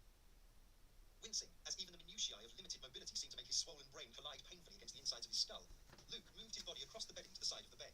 Slowly, he hooked his legs over and then stood upright. Even with his head supported by both hands, he felt unbalanced, seasick. He gulped at more of the stale, dusty water straight from the jug. It took around each side of his mouth and spattered down his naked chest. Besides his damp underwear, they had removed all of his clothes.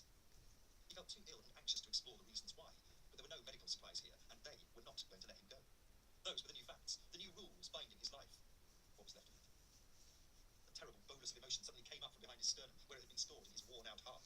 It rushed, burning through him. He knelt on the floor, bent over, sobbed. His throat was thick with an emotion that could have been loneliness or sadness or self-pity or despair or all of these things at once. He didn't know, but he thought anything, even death, was better than feeling this way. He was hurting so much. His head, he wanted it to stop, would offer anything for a painkiller. Up and down his back and around his calf muscles where thorns had curled and torn, the scratches shrieked with their own tiny voices. Even between his fingers there were cuts he could not recall the cause of. He looked at the dirty, swollen skin of his hands and forearms. To think he believed himself saved. His chest tightened and his skin pinpricked cold. The sensation felt horribly familiar. Lying on the wooden floor, he curled into himself, held his broken head, and quietly wept until he was exhausted by the effort of producing tears. Chapter 55. After the sobbing of Sutra finally ceased downstairs, Luke rested on top of the musty eiderdown and listened to the night. Dry blood stiffened and cracked upon his face. There were no electric lights inside the room, no power sockets, no electricity. So when the world outside went dark, so did the room and the house around it. The coastal sounds of the trees swished near the house, but rose in deeper, longer waves further out, stirred by the first strong wind he could remember since he had arrived in Sweden. He listened to the wind until a new commotion of footsteps came up the stairs. He assumed it was the youths and the old woman, rising to murder him. Luke tensed, stopped breathing. Someone banged about in a room further down the corridor outside of his room. Maybe 2 sets of feet. And then a door closed on those sounds. Other sets of feet shuffled and bumped downstairs on the ground floor, but to destinations in other parts of the building. He sucked in his breath, relaxed back into the mattress. His captors must have been going to their beds to sleep. Some of them had gone into a room on this story of the house. He sensed that it was a large building. It creaked and yawned like an old sailing ship, and he could hear the adjustments of its timbers in the distance. Sometimes he thought he could feel the floor under the bed moving too. He doubted the building was structurally safe. Eventually, despite the headache and nausea, he fell into a coma of exhaustion. To wake from a disorientating dream that involved him turning round and round and looking at a moon-white sky. Something had broken him from sleep. Noises above his room. It must have been well after midnight. It was pitch black outside, and the sky through his little window had not yet begun to lighten for dawn. But floorboards of a room directly above the ceiling of his room were creaking, and there was a faint bumping up there too. No scratching, like the activity of mice or birds, but the shifting sounds of motion from a more substantial presence. Or presences. Yes. He became sure that something bigger than a dog or cat was on the move upstairs, fumbling about. The pattern of movement brought to his imagination the image of several small children, blind and stumbling round the walls of an enclosed space, looking for a way out. He pushed the image from his thoughts. It was not the kind of thing he wanted to think about on his own in the dark. Gingerly, he edged himself off the bed. The floor emitted a loud and lasting crack. Up above him, all fell silent. He paused, held his breath, and strained his ears for a few seconds, then trod carefully upon the floor again. The silence of night amplified his movements as if through loudspeakers. He swore silently. The house was listening. The darkness was following him. Nothing was moving above him now, but its presence still conveyed the sense that whoever it was had begun to listen intently to his movements. He started to panic, whimpered. He needed to act, to do something. Now. At the window, he quickly moved his hands around the frame, then the glass. Could see nothing through it. The stars and moon were blotted out by cloud. The window was definitely too small to crawl through if he punched the glass out. His shoulders would not fit. The drop would snap an ankle anyway, maybe two. He shuddered. No more pain, please. Testing sections of the floor before he gave them his full weight, he moved unevenly across the room to the door, pressed himself hard against it, felt its contours with the palms of his hands, turned its handle uselessly, implored it to have a floor that would allow him to leave. But the door was solid, an old thing, not a moulding, no hardboard involved in its construction. He scratched at the thick hinges. He'd need a crowbar to get this bastard out of the frame. On his hands and knees, he moved about the floor. Using the tips of his fingers, he picked at the spaces between the gappy floorboards, wanting to break through them with his bare hands. Puffs of cold air and dust came up at him, silent exhalations from the building's internal air currents. Beneath his hands, the floor was like the door, solid, ancient. He picked and pried, dirtied his already dirty knees. He gritted his teeth and silently called down curses upon the place. Upright again, he then moved about the walls, shuffling his feet. The plaster was moist in places, powdery under the paintwork in other areas. He wondered if he might dig through the wall at one of these weak points with a shard of the broken jug or bucket. He was giving it serious thought when the activity above his head interrupted his considerations. Voices. Whispering voices. Thump, bump, thump, the sounds of small bodies. He moved into the middle of the room, at the foot of the bed, and something up there followed him. A pattern of babyish feet tracked above the ceiling to where he stood, directly above him. Luke moved towards the window. The little footsteps followed. Hello? Luke said. Silence. Louder this time. Hello? No reply. Can you hear me? No one answered, but he was sure that a second, tangible presence above him was attracted to the sound of his voice, because another small form was now being dragged, or was dragging itself, across the floor above. It could have been no bigger than a child, because the shuffling sound was so slight, so delicate, it bore no weight, but merely scuffed at the old floorboards. There was more whispering now, too. Several papery voices were rustling up there.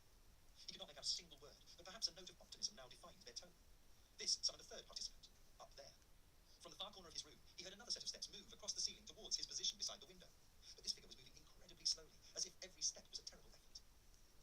The sound of the footsteps was also hard, hollow, and woody, as if this individual was wearing shoes with tipped heels, or was using crutches. It was more of a slow, careful knocking than a skitter or dragging motion, like the first two presences had made. I can hear you. English? Do you speak English? He called out, softly. The whispering intensified, then died away. Silence. This was going nowhere. Who did they have up there? Children? He thought of Fred and Rose West's house in Gloucester, of the entombed captives suffocated in the walls. Recalled bits of what he knew about the degradation of the victims of degenerate killers, Dahmer, Manson, the Green River Killer, Brady, Nielsen, the Night Prowler, and all of the stranglers and slashers with their hall of fame on cable television. He thought of their victims kept captive, toyed with, dispatched, even fucked, often eaten. These thoughts made him feel so weak, he thought he should sit down. Then he clenched his fists, ground his teeth, wanted to bellow at the impossibility, the absurdity, the unfairness of it. There was simply no preparation in life for the determined madness of others. Realizing he had either been holding his breath or taking shallow breaths since hearing the movements above him, he greedily sucked the musky air of the room into his lungs and shivered. It was so cold now. His feet were frozen. He wondered if they had gone blue.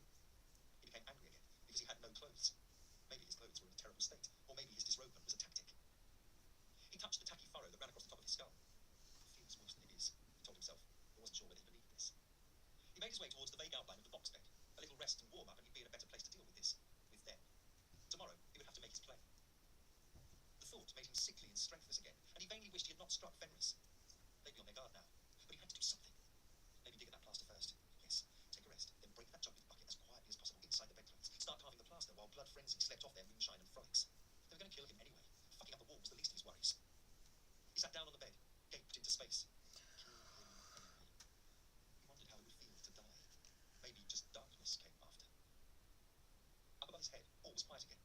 But he imagined that whoever was up there was now listening to his thoughts. Luke lay back. The bed stank like a farm animal, but at least it was warm. Chapter 56. He stood at the window. The sky was white with moon. It filled the atmosphere like a planet about to bump into the earth. Stretching away forever before the house, the forest of so many tall black trees was still, but not silent. Strange cries issued in the distance, rising from down amongst the cold, lightless spaces beneath the canopy of great branches that were like muscular arms raised to the luminous air in praise. Dark leaves upon the peaks of the tallest trees frosted in the falling brightness. Wondrous light, but not comforting light, though he wished it were. Behind him, in the room, someone spoke to him in a tiny, quick voice. A little person. What they said made sense to him, though he had never heard such things before in his life. He was not allowed to turn around. And he felt an urge to go down there, to that whitish clearing beneath his window. Carved within the great ocean of never-ending trees, in this new world, was a circular flat space, carpeted with a soft pelt of shorn silvery grass. He felt euphoric before it, filled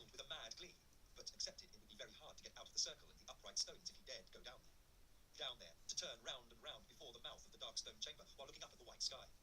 He had done it before, or had he? He wasn't sure. And in the tree line, the figures cavorted. They were children. They were angels. Tears filled his eyes. They were dancing, or they were stalking around the edge of the clearing. Or maybe their skipping movements before they dropped to all fours were a combination of dancing and stalking. Sometimes they rose up on two hind legs and waved or clawed their thin white arms at the sky. It was hard to see the little white people clearly because of the sudden darting of their pale child bodies into the shadows of the forest. They never remained still for long and flitted about constantly. But the longer he watched, the more he glimpsed of their pinkish eyes and their whippy tails, blood purple like earthworms, before they withdrew to the endless darkness beneath the treetops. Through the glass of the window, he strained his ears to hear their voices too as they called up to him. They cried out for him to come down and do the turning before the black stones under the white glare of sky. But then he thought the sound they made was more like barking or coughing, and not voices calling at all. And he was uncertain whether children should have such square yellow teeth in their wide mouths. Clutched in their tiny white fists were bones, long bones from legs and arms. Then he understood that they put the bones inside the stone chamber. It was the chamber that he was to go inside, to wait for another to come. From out there, deep and far out there, among the forever of black trees, something approached.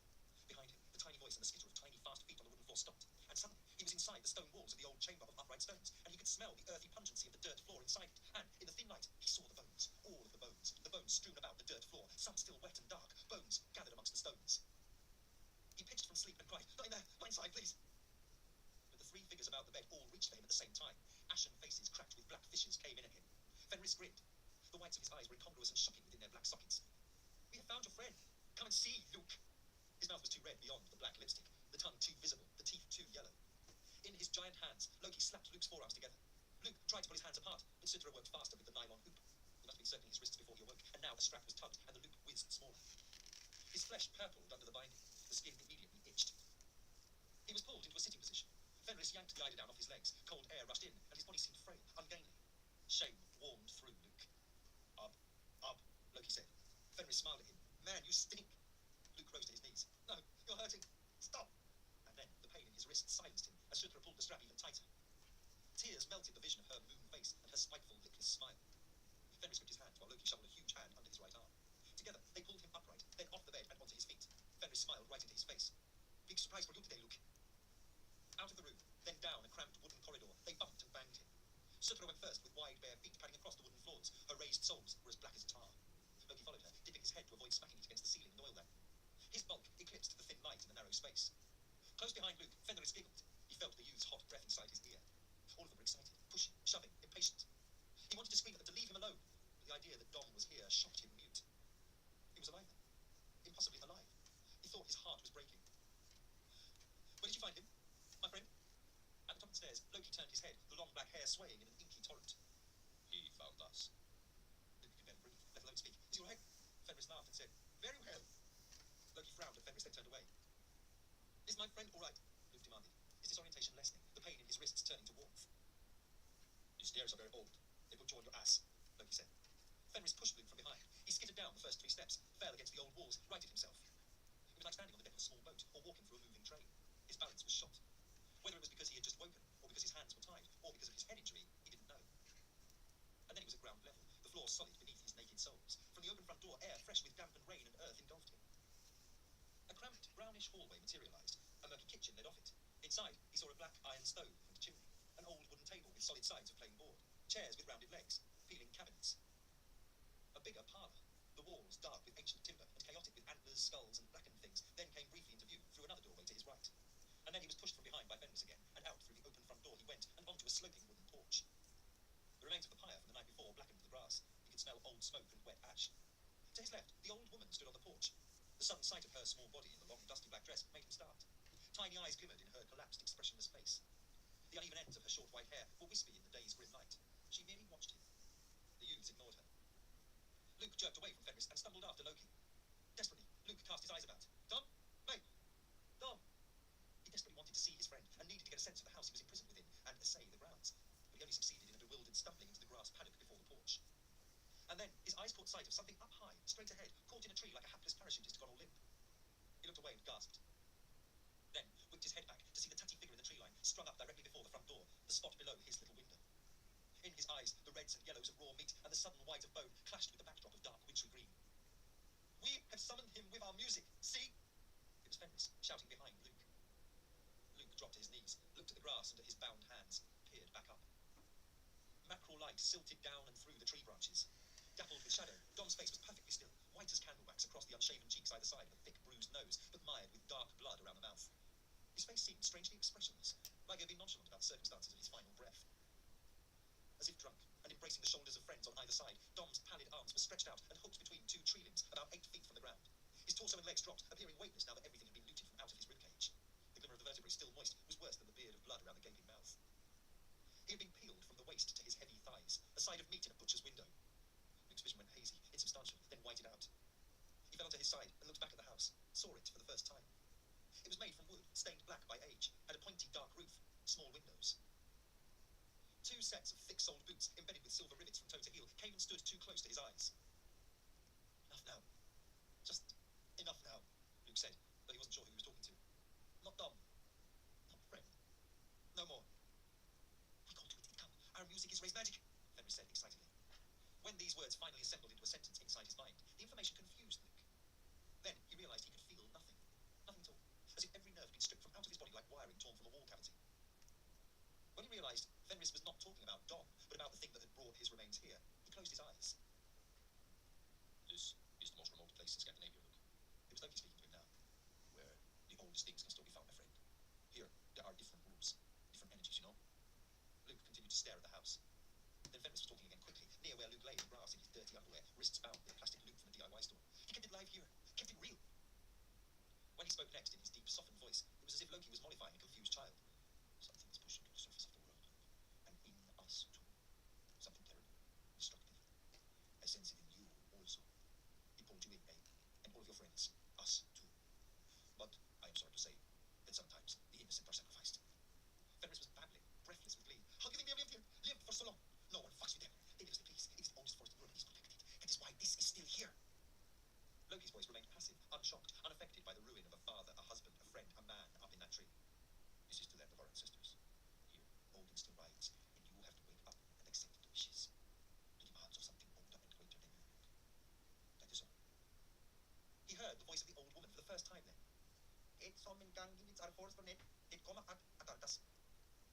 Loki and Fenris stopped talking and turned to her. Luke looked at her wrinkled, impassive face. Some thin grey teeth were visible inside her lipless mouth.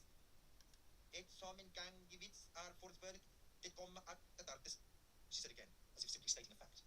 Her voice was cracked with age, but the intonation was strangely melodic. Loki crouched down, swept a curtain of hair over one shoulder, and tilted his crudely painted face towards Luke. She says, what was once given is missing. One will come to fetch it back.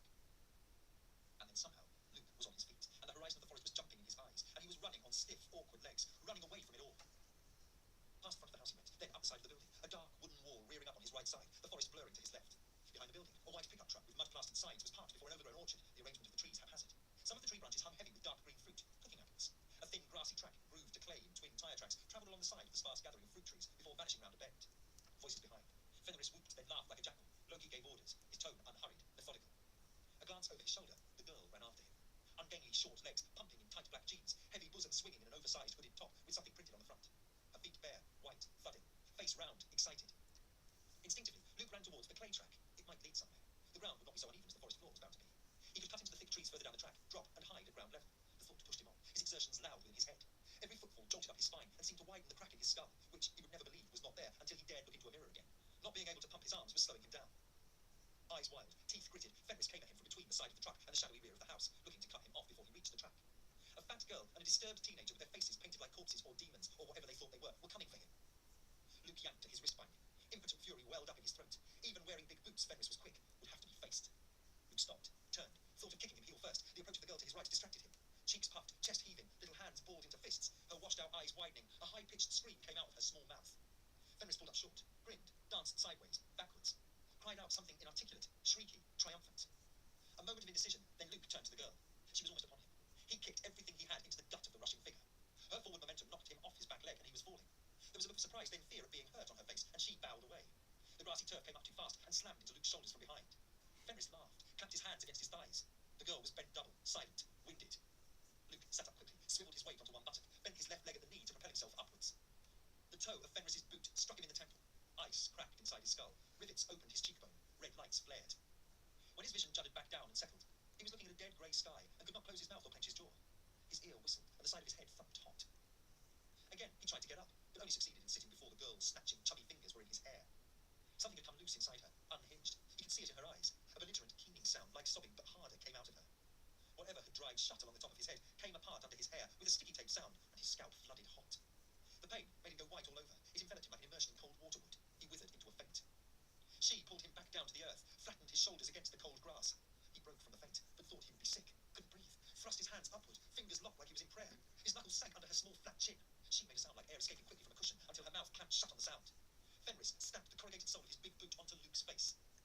Gristle popped. A streak of nose pain took the last of the strength from his limbs. The rubber sole twisted, rearranging the skin and his features with it. Luke knew the fight was over. He was done. Spent. Sutra crowded out the light, dropped her heavy round knees onto his shoulders, straddled his face. Through the delirium of pain, he caught her scent. She was yogurty, sour, creamy, sebaceous. He was smelling her cunt through a nose he knew to be smashed flat. Holding his hair, making rippy sounds, she yanked his head off the ground, then smashed it back down, up again, then down. Then her weight was gone, suddenly lifted clean off him, and Luke rolled onto his side and choked the rust rush of blood from out of his throat. Spat loops of bloody saliva from his mouth. The sight of it frightened him. In what little of his mind was still working at its frantic scattering of thoughts, he visualized his face disfigured, his skull open, the organ inside grey and shivering at the open sky. He prodded at his wet face with his fingertips. The skin was tight. An egg-shaped lump, hard as bone, had already risen where he had been kicked in the temple. Merely touching it made him feel sick, so he stopped. Loki held on to his girlfriend, his acolyte, tightly, spoke quickly and urgently into her disordered black hair. A smudge of her white face behind the fringe still peered intently at Luke, as if some urgent play had been disrupted by a parent. Hung loosely over one of Loki's shoulders was the dark wood of a stock and the dull gleam of gunmetal. A hunting rifle. If Loki's white-faced devil hounds had not pulled him down, Loki would have shot him anyway. He was not leaving here. Luke lay back and closed his eyes on a grey world that did not seem to want him in it anymore. Chapter 57. I'm having a hard time keeping you alive right now. Loki's eyes were bright and blue and smiling in the beam of dusty light that fell through the little window. Loki was in a playful mood, a good mood.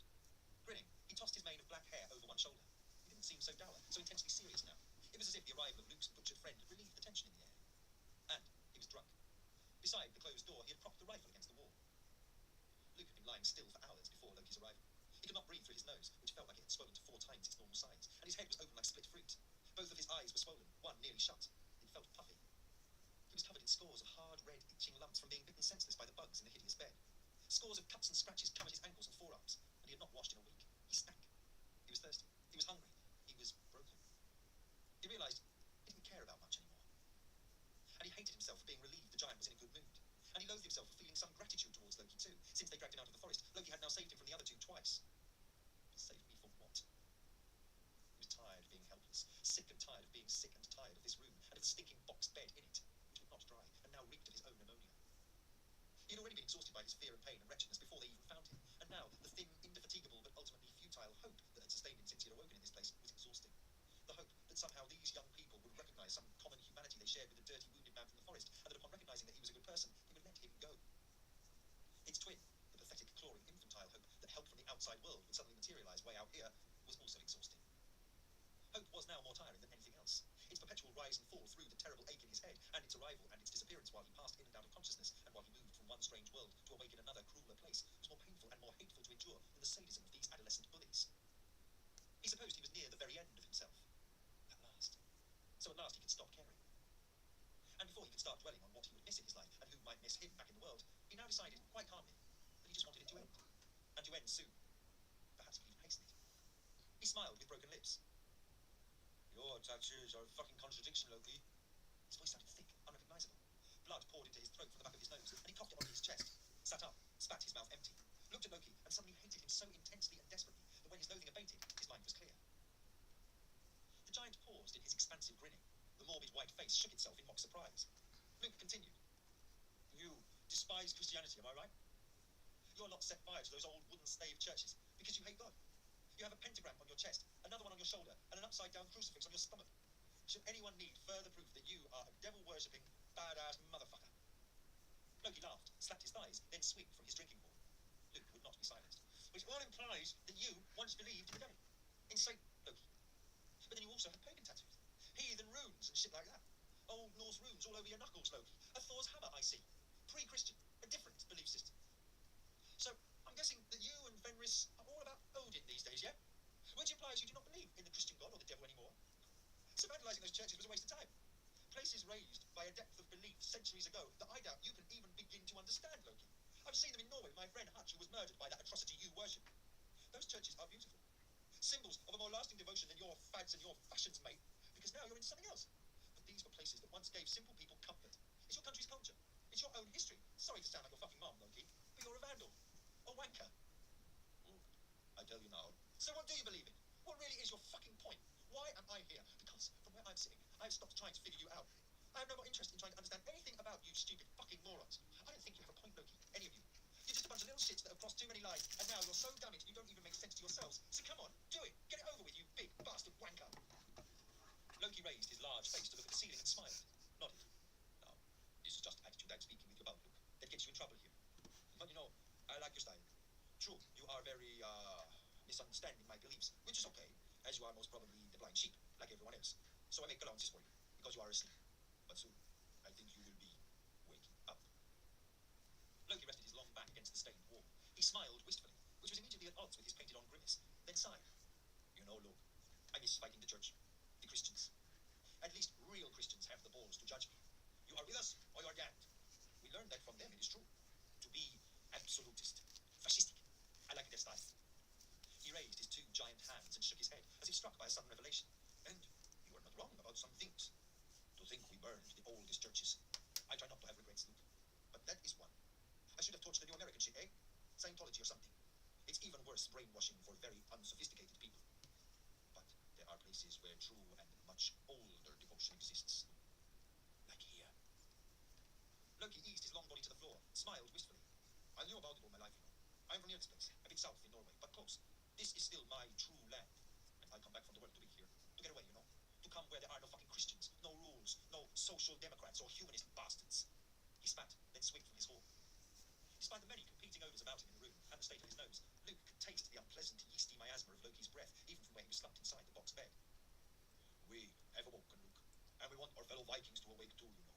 We show them how, up here. And with our music. It will be special, Luke. We are working on something very intense, my friend. It will have the voice of the older gods in it. Arise! Arise, it will say. He pointed the horn at Luke. Real magic, you know. That's why I come. I decided to show the others what real magic is. I brought only the fittest with me, you know, who have proven themselves to me. Proved that they were evil enough. That they were uncompromising. A word I like when I learn it. They prove they could kill and burn. They who are of blood and soil. Loki suddenly laughed. Maybe too much, eh? Fenris. Not very smart, you think. He was already killing animals when I met him in Oslo, you know. No pets in his town, yeah. I say desecrate that grave, my friend. And he do it so easy.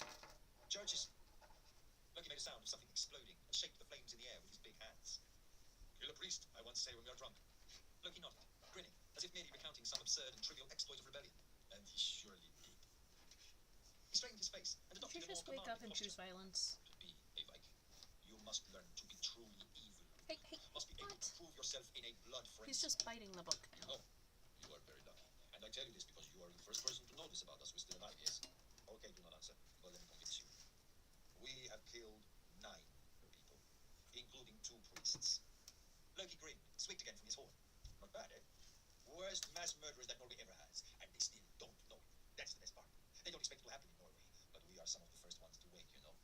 Varg and Bar Faust, they were black metal killers, revolutionaries. They light the path for us to follow.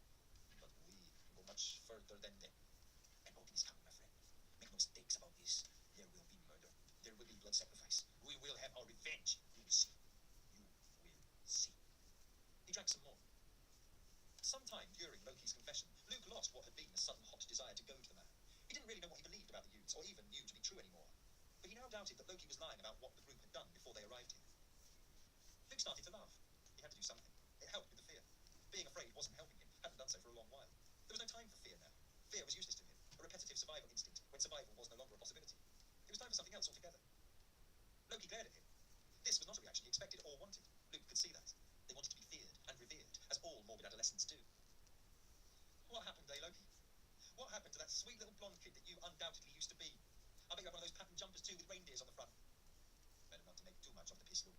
You are on the very thin ice already, my good friend. You're a healthy, educated, middle-class kid, Loki. Your country is the envy of the world because of your quality of life. What's your excuse? You were spoilt and bored and angry, and you went too else. Still, you are the sheep. You are sleeping. And your girlfriend was fucked up by something before you met her. She needs medicating, Loki. She's lost it, mate. I thought I'd been out with some high-maintenance nut jobs, but that fat bitch is in a different league. And maybe Fenris was too far gone too when you met him. Yeah, I think so. They were a couple of misfits who think you're some kind of messiah. Hardly candidates of the highest caliber for the revolution. What a sad and pointless tale it ultimately is. Loki shook his head, disappointed. Oh, you talk in your sleep. Because I can't see the bigger picture, Loki. Because you and Beavis and Buttmunch out there have embraced sadism and the pitiless murder of innocent people. And I am a sleeping sheep because I fail to see the importance of it. I fail to understand the significance of your actions. Nor will I ever, Loki. When you finally kill me, well, I will be dead and you will be a murderer. That's all there is to it. It's pointless. There's nothing magical or special about it. It's just sordid and wrong and rotten and all fucked up. Like you and those dickheads who follow you around with their faces painted like ghosts. Exactly. Now, you have hit the nail with the hammer. Loki grinned, then stood up and approached the bed. Luke could not help flinching, but hated himself for doing so. Loki tilted the horn and poured a long draught of a foul-smelling liquid onto Luke's mouth. He tasted orange juice and something like white spirit or ethanol, and then he was choking. Loki reclaimed his seat on the dusty floor. Good, yeah? I think so. Now, you are close to understanding that it's all part of the same thing. It does not matter if we hate Christians or immigrants or faggots. That shows we are serious, yes. But you have to look deeper, my friend. Woke and woke in us, and we answer this call. But at the start, we were like, yes, like the children who want to do something but don't know how they do it. So they do something else, yes? No. Loki raised his hands in frustration at the limits of his second language. The devil is a good way to start, Luke. It is the start to be truly evil. To say, fuck morals, I am evil. I am a Satanist. I desecrate. I burn. I kill. To separate us from the rest, the sheep. Then we realize it was Odin who stirs in us. Great Wotan. Ancestral blood is boiling in us. We thought it was the devil, but it is not. It was Odin who wanted us to destroy the fucking Jewish religion and all the Christian bullshit that does not belong here. What has the Middle East got to do with Norway or Europe? So fuck it. Fuck the Muslims. Fuck the Christians. We should have burned the mosques too, but that will come. I tell you this now. We are Vikings. We have been tricked to sleep in our own ancestral land, but now we are waking. We go on the wild ride for Odin. We burn. We kill so that we can wake, you see. We wake. It makes a opening. A way for older things buried. To begin the new order. To signal other wild rides. You see, Ragnarok is coming, Luke. Soon. So we must begin to desecrate the world. You're full of shit, Loki. For a long, unnerving moment, Loki said nothing, but stared at the window. When he spoke again, the drunken oath had retreated. The more reflective Loki had returned. I felt drawn out here, Luke, as you all did, for a very special reason. You cannot deny this. It was destiny. We were on holiday, Just Loki. choosing It had violence. fuck all to do with Wotan or Odin. No, you are wrong. He turned his face to Luke. You were drawn into the forest at the same time as us. You came for the terrible ride. You just did not know it. We were all here for the wild hunt, the truth, the forest, the home. It needs witnesses and sacrifice, Luke. So it pulls things in, as it once did. Of all the trails you could walk, you walk in this one. A big mistake, my friend. The Christians once stopped the sacrifices at the wild rides up here a long time ago, but the rides never really stopped. What was once given up here a long time ago just had to be taken instead, you see? And the hunt used to happen at Yuletide, but this year it come early, which is very bad for you and your friends, I think. Loki slapped his own chest. We come to this place where wild hunts have been seen. Real magic, you know. I know the stories from when I was a boy. They worship something that was in these woods before Christ. He turned again to glare at Luke. We have nowhere else to go. We burn all our bridges, Luke. Some very angry people are looking for us, but that is destiny. Destiny brings us home. Destiny gave us no choice but to come here, to be true. Luke snorted, then winced How's because of those the pain toast that dug taste? behind his eyes. He nodded at the tears about his delicate swollen eyes. It's not destiny. You're on the run, and you will be caught, eventually. And my friends were killed by something unnatural. I'll grant you that. Listen to God. Loki pointed at the floor. You are wrong, my friend. She knows, and she tells us that the old ride has started early, so we go out to see. She lets us go to see something so old you cannot believe it. A god returning. That is when we find you. There is no one here to give sacrifice anymore, Luke. So what is needed is taken now, you know? Just taken, yeah? Like your friends. You and your friends started it early, but rights should be followed as they once were. She tells us something must be given. Again, to a true god of the north. That is how it once was. How it will be again now we are here, you see? She is too old, my friend, and that is where we come in to give, like others once gave, to be a part of something true, old, special, to give and be close to a god, the only one worthy of our loyalty. It is the gesture that counts. Like Christmas. It's all about giving. Loki burst out laughing. Luke said nothing. Like, we'll be given. Maybe tonight, we hope anyway. We get much closer. We have contact now. And you are wrong, because our God knows we are here to do things as they were once done. No one but us would do these things. No one is this uncompromising, and there is no one else up here to do it anymore. It is all destiny, Luke. And what we needed to give also came. You. You came, and we came at the same time. A sign. Loki Loki raised his hands to encompass the room, the house, the forest outside. These are the original settlers, the first people. But there were other things here before them, and the settlers paid the tax to the original occupants to remain here. To hunt, trade skins, live in the forest long ago, give the god food and drink, and they prosper, giving animals to rip apart, and the forest grows and protects. It's the way of the old ones. They have been pushed to the little places, look, to the corners, by Christians and immigrants and social democrats. Loki shakes his head in bitter despair, then finally looks up. They call it by many names out here. In my family when I was a boy, they call it the Black Yule Goat. But that is not such a good name, I think. But in these woods is a god, a very real god. You can be sure of that. Christians call it a demon, but it is a god, just not their god. He shrugged. This place is sacred. Here there is resurrection. We come to make music of resurrection, to give a sacrifice and to receive blessings, to spread the message, to be in the presence of a god as our ancestors once were. You, my friend, are privileged. You will see. I've seen it. Loki nods his head. I envy you that, my friend, and we will see it too when it come to accept you soon. Now we have you, Luke. We have something to give, see? As it should be, as it was, as Odin wished it. And to us it will come. She promised, Luke. She gave you for this. It is the only reason you live a little longer. So you can be our tribute, our tithe, Luke, our introduction to the old ways. You are our proof that we are true. It's no god, Loki. You're wrong. The Christians were probably closer to the truth. Everything you've done has been for nothing. It's been pointless, senseless. I've seen the temple. It's in ruins, mate. The old stones, overgrown. No one to tend the cemetery. This is all forgotten, Loki. It's over, died out. There's only that old woman left, and she can't have long, mate. And you're too bored and stupid to hang around here for long. So it's over. No more worshipping of some old, wild, mad beast or whatever it is. No more sacrifice. No more murder. This thing you call a god has no future. Loki's eyes were too wide, too bright for his big face. His lips were suddenly trembling with drunken emotion when confronted by Luke's repeated failure to understand, to acknowledge, to believe. And you'll be in prison, mate, Luke continued. At least you'll be notorious. All that attention-seeking would have paid off, eh? I only wish they had the death penalty here. I really do. Because all three of you and that evil thing out there, you all need putting down. It's what you deserve. You are wrong, Luke from London. I show you, so you know why it is that you must die here. Chapter 58. They were coming for him again. All of them. Outside his room, Fenris chattered. Sitra's bare feet scuffed the dusty floor. Loki's great boots boomed in all of the hollow places, and the tiny loud feet of the old woman led the strange procession of blood frenzy through the dark house. Beside her proclamation outside the house that morning, Luke had not heard the old woman speak, but something had upset her now. For so mute a creature, she had certainly wanted to be heard downstairs in the confrontation preceding this noisy progress of his hosts towards his room. She had admonished the youths, raised her aged voice and its peculiar sing-song dialect to the dim rafters. He guessed, and he could not stop himself hoping, she was imploring them not to do something, like maybe kill him in what must be, he had come to believe, her home. But then he thought of her implacable little face, and doubted his life was of any consequence to the diminutive creature. So, maybe she was in dispute with Loki about something else entirely. And whatever it was, it terrified Luke. Her relationship to the youths was curiosity. She was neither kin nor friend, but she may not have been in league with them either. During the confrontation he overheard downstairs, he was beginning to intuit, or even hope, though hope was a dangerous thing and he distrusted it greatly, that her role was that of a reluctant host, a compromised confederate at best. And maybe, whatever Loki wanted to show Luke, and had threatened to share with him right now, their aged host was dead against him seeing it. Since his attempt to escape that morning, his wrists and now his ankles too were bound with nylon zip-lock ties, so there would be no struggle this time. When he ran for the trees, they took his final privilege of capacity from They him. can't taste good, The door of baby. his room opened. Luke kept his face blank, but watched the eyes of the old woman. She returned his stare. Her little mouth was tight, grim. There were sheathed knives at the waists of Loki and Fenris, but they came to him without the rifle. The plastic tie around his ankles was severed by Fenris so that he could walk. He was pulled off the bed by his bound wrists and tugged from the room. Outside, they hauled him down the passageway to the right of his I'm room to lead crazy. him upwards and into the dark house and not down and out of it. At the end of the cramped passage, the old woman stood and blocked the bottom of a staircase. It was so small and narrow, Luke imagined it had been built solely for the passage of children. In the amber light of the lamp that Loki carried, her embedded eyes glinted black with fury and also with fear, like those of a mother afraid for her young. Then the little old woman and her loud feet suddenly turned and clumped ahead of Loki, like she was suddenly eager to get up those stairs first. And now that she knew she could not stop the eager, chattering mischief and insolent will of the youths, she seemed to move too swiftly for her years on those little loud feet. To Luke, the hidden haste of her limbs inside that old dress, its hem sweeping the stairs, and the sight of her little body, topped by the tatty white head, scuttling upwards into shadow, was a vision as unwelcome and disconcerting as that of an unpleasant doll suddenly come to life. But up and into the smell of age, Luke was pushed. Forced from behind by Fenris, he was squeezed into Loki's ungainly wake through the narrow, dark staircase, its confines as hot as an unclean mouth. The attic had its own breath that came down dusty and tangy with roof spaces where old air collected under warped timbers and was further thickened with a taint of petrified flesh.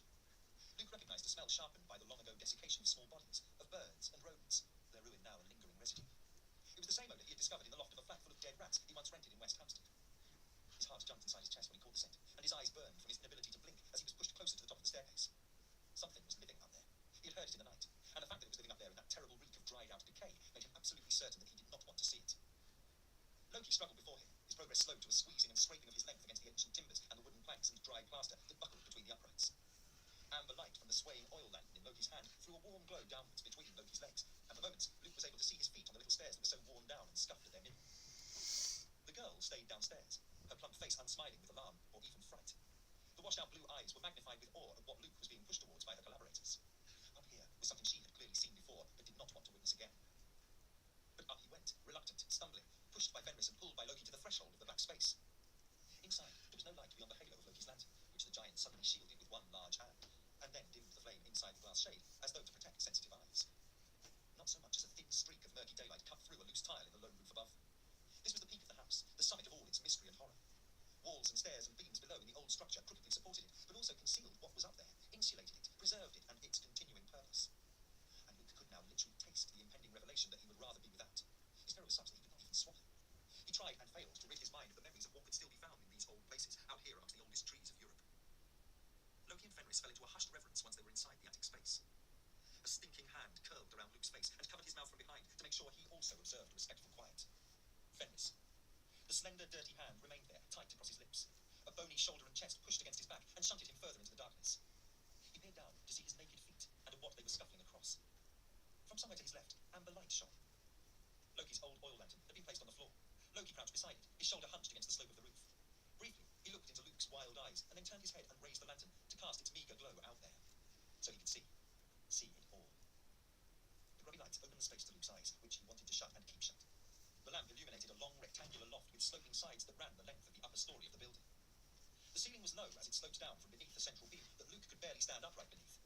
The furthest edge of the attic space remained in shadow, but to his left and right he could see plenty. The terrible monument in the forest, the church, was not good enough for them. For some reason, these dead had to be brought home and displayed here. Small, thin bodies stood against the two side walls, or sat with their ankles crossed, their bony knees gleaming smooth. Hairless heads were bowed, mouths hung open, giving their parchment faces the vacancy of the sleeping. They were little people, and their clothes had either blackened and adhered to their meagre frames, or their raiment was bleached of all but the dimmest colours, and was now loose and dusty about the insubstantial shapes inside. Some of the figures were belted together with rags to keep their arms held at their sides. But then, over there, were crude wooden boxes full of bones, the skulls bulbous upon the dusty sticks of collapsed limbs.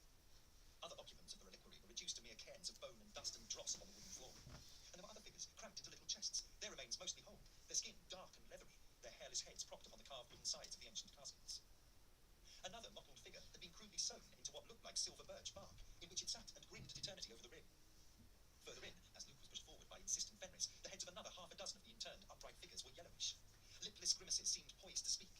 Papery eyes were sightless, but seemingly raised in the murk, as if anticipating the return of light. Their raiment was dark, their flesh tight on the bones beneath the petrified cloth, but not hardened, not fossilized yet. The luster of their skin suggested a suppleness that Luke would rather not have noted. At the end of the attic, he could see the old woman, but her face was inscrutable. She stood in partial shadow, beside two small and huddled figures, draped in some kind of dusty black vestment or robe. They sat upon small wooden chairs, ancient chairs, children's chairs, side by side, like a little king and queen interned in some airless tomb to honour their afterlife. Luke recalled fragments of a recent dream. He thought of the sounds that came down to him through the ceiling in the night. The disintegration of even more of his sanity felt tangible. It slid with his reason into a rout of silent panic. And then the whispering began. Behind him, around him, lilting up and down, no louder than the scratch of a rat's claws, but the faintest of choirs from the driest of mouths was still determined to be heard. Impossible. Said Loki from the corner. Som en gang givits av forsvunnet, den kommer att etartas, repeated Fenris into his ear. Luke thought, or he then imagined, because nothing that old can live, that he then saw movement upon those little chairs. He strained his eyes in the dim light. There it was again, the twitch of one dry head, the gentle elevation of a pointed chin, a rustle of old paper, a sigh. Fenris pushed him closer on legs he could barely feel. The grubby silhouettes of a gaunt and wasted ancestry watched him from both sides. Like leaves disturbed by a barely perceptible draft, he then detected other suggestions of movement about him. In order to subdue a scream, he told himself the ghastly animation was merely caused by the surge and retraction of amber light from the moving lantern. But he could not turn his head and confirm this desperate hope that the subtle restlessness of the parched and the mummified upright figures was nothing more than a trick of light or a gust of air rising through the ancient timbers of the house. And soon, such conjectures ceased, because the seated figures on their little thrones suddenly commanded all of his attention. A small mouth opened to reveal toothless gums, thin as cartilage. After a flicker, an eyelid parted in its deep socket. A faint glimmer of a black eye shone in the lamplight. The hand of the second little figure dropped from its armrest and into its dry lap. The fingers clattered as if they were holding dice. The head of the figure dipped, then rose, suggesting the figure was emerging from, or trying to keep itself from, a deep sleep. One of its thin feet moved, the bony foot clad in a pointed shoe, the leather creased and blackened by centuries. They lived. These are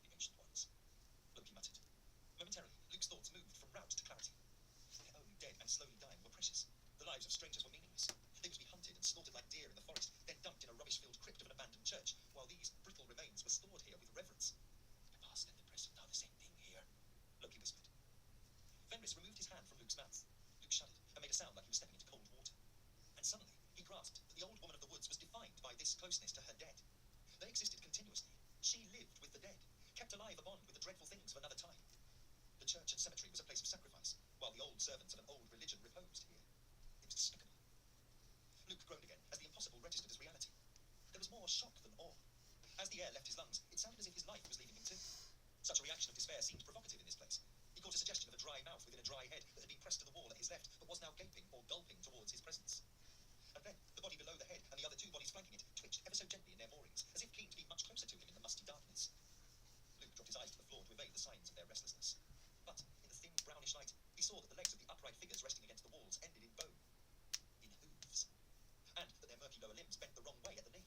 It was as if animal limbs had been stitched into their groins. Luke thought of the thin forelegs of another thing they had discovered in another blasphemous attic, and of the tiny black mummified hands fixed upon its bony wrists. He whimpered. He mewed.